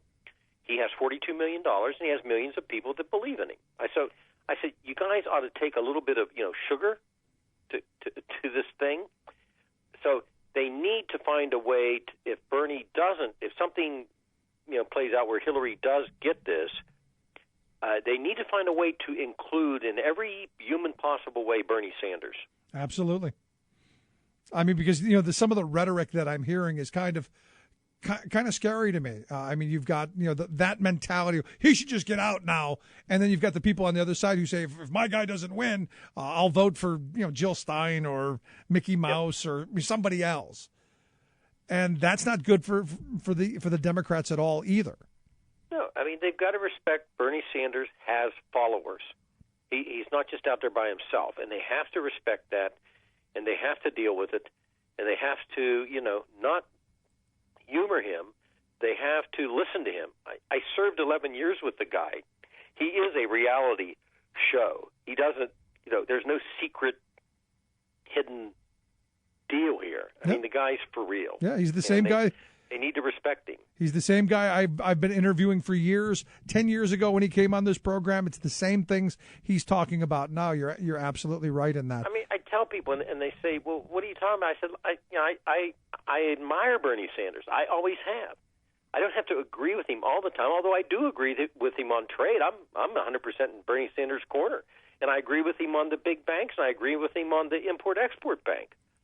But I'm just saying that you got to respect this guy if you know him, because for 11 years, you never had to doubt him. What he told you is what he lived by. And I think keeping him in the race also pushes Hillary to where we need her to be. Of course. He has moved her so far to a populist position. I don't know if she knows it, but she's moved pretty far. Now, my concern is that she moves back. Well, that's why he cannot get out now. Exactly. If he gets out now, Hillary Clinton will move faster than you and I can hang this phone call up when we're done. He has to stay in to get platform changes, to get platform, in the Democratic Party, and he has to stay in to keep her, keep her in line where she needs to be. There you go. Finally, last question I've got. Who do you see? Is Carson out? Is he the next one out? Is he done finally? And I'm sad about this. When I looked at Santorum and Huckabee, I'm like, please leave. Come on, what are you guys doing here? Carson, he reminds you of your yoga teacher. Breathe. Okay. He sort of he brought a niceness to the stage. Yeah, so, I guess. But he's assessing. He didn't say he's quitting. What was it? Unique. He's he doesn't see a road path forward. Yeah, his path. Yeah. Yep. He's on a Very journey. Carson-esque. He's on a journey. The debate, he's out. Yeah, it's a good analogy, the yoga teacher, because he's on a journey. I like it. Breathe and be nice. There you go. Bob, I appreciate it, man. Great talking with you. Thanks, Rick. Bob Ney, Talk Media News Service. Quick break. Right back. Stick around.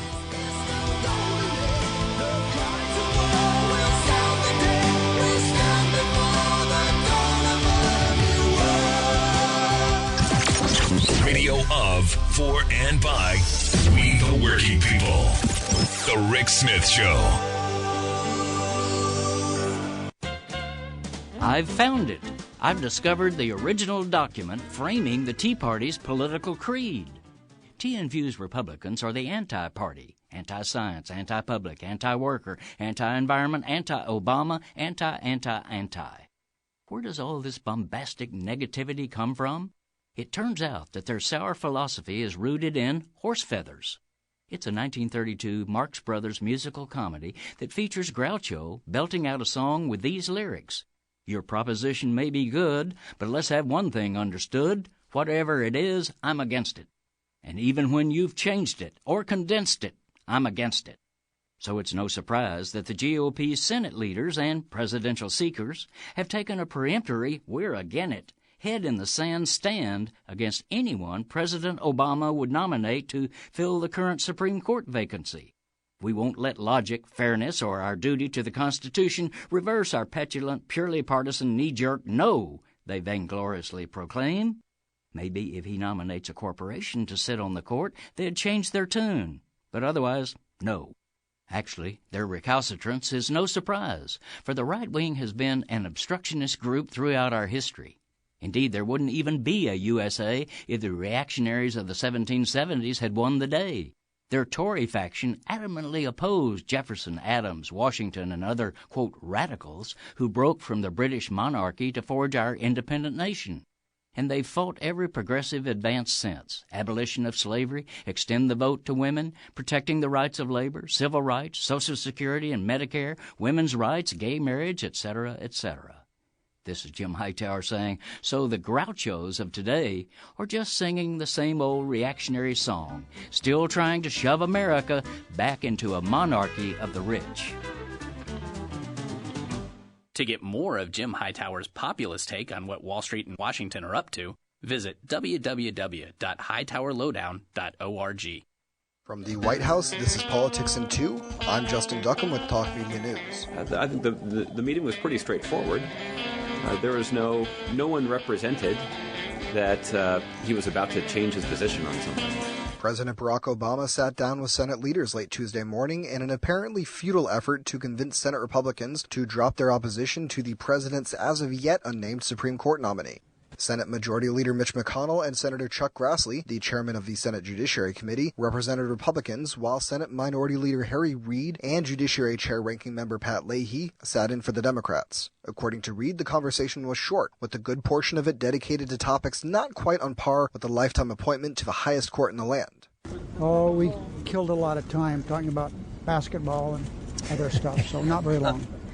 So no, not much headway today, but hey, despite the lack of any progress, there is still a way forward. According to White House Press Secretary Josh Earnest, it may be fairly simple. The next move would be for Republicans to avail themselves of the opportunity to continue consulting with the president if they choose to do so. They will have that opportunity, and that's an opportunity that will endure.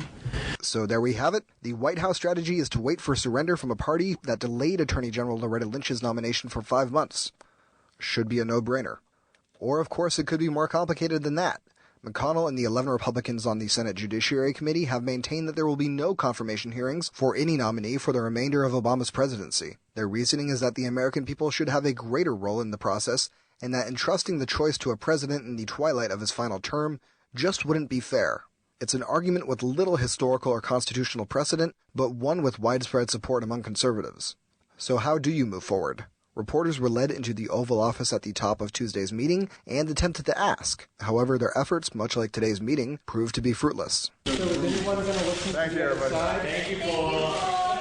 This is Politics in 2. For Talk Media News, I'm Justin Duckham.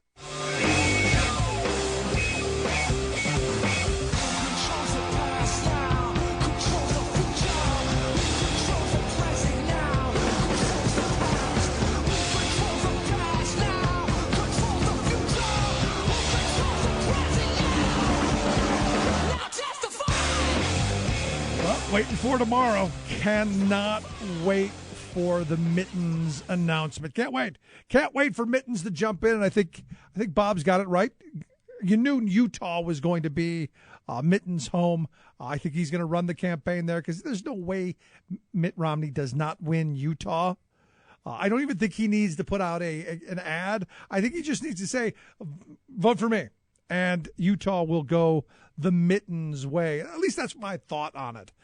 That the Mittens will win that, which then gets him to the convention, right? So he gets to the convention, he's got Utah in his pocket, which means if there's a second vote, he's there. Yep, he's there. All he really needs to do is walk out on stage looking like, Ward Cleaver. Like Ward Cleaver, like Father, little Jim You know Warren. who's bummed out about that? I mean, really got to be bummed out about that scenario? John Kasich. Oh, yeah. And John Kasich will just be looking at it like, that was supposed to be me. That was my idea. That was supposed to be me. I'm the sane one here. Yeah, I mean, that's the whole reason he's put up with this. Yes. He just stands at the corner of the debate stage, flapping his arms up and down like, people. So now you'll know what it's like, Kasich, to have your job outsourced. Yes. Yeah, by go. Mr. Bain Capital. There you and go. Look, all of that stuff from the past will then come up. The trees, the dog. I can break out my Don't Roof Rack Me Bro song. That'll be great. Well, like at the very, very beginning of this entire ordeal. Binders! I know. But like one of these Democratic strategists came out and he was like, I would love to run against Mitt Romney till the end of time. Well, you may. And it just like, honestly, it feels at that point like that might actually happen now. Well, I'm sure he's no longer employed because in this scenario, and this is where to get all deadly serious, Romney would be a much more formidable opponent because as I talk about, when you look at federal elections like that, it's that middle 5%, those independents who don't participate in the primaries, who don't really have a voice in any of this, that pay attention about a month out. Yeah. And they swing the elections based on their whims. They really do. And yes, Mitt Romney, if he gets the nomination, will be a far more dangerous candidate. He will. I mean, Trump is unpredictable, and that's dangerous in and of itself. But Romney is actually, he's got a brain. Yeah, and I said this from the beginning, and I said Romney's got to be positioning himself to where if things implode, he's there to pick up the pieces, and didn't have to go through all of the insanity of those meat grinder debates. Yeah. Look, I'm actually giving Mittens more credit than I have ever given him, and he probably deserves more than I think he does. I think that's how I would mean to say it. Yeah, no, but I think honestly he's a brave man if he's going to do this. Oh, I think this is brilliant. Brilliant. It is brilliant, but it's also after 2 times. This is 3rd time's the charm. No, really. This is his chance. This because now he comes out looking like the moderate. I cannot wait for 11:30 tomorrow morning. That's why you have to come back tomorrow as we go through the Mittens speech. Good stuff. Anyway, if you missed any of today's program, thericksmithshow.com. That's where you go to get the podcast, the Rick Smith Show app on the smartphone. Take the program on the go wherever you go. And as always, email me, rick@thericksmithshow.com. See you back here tomorrow.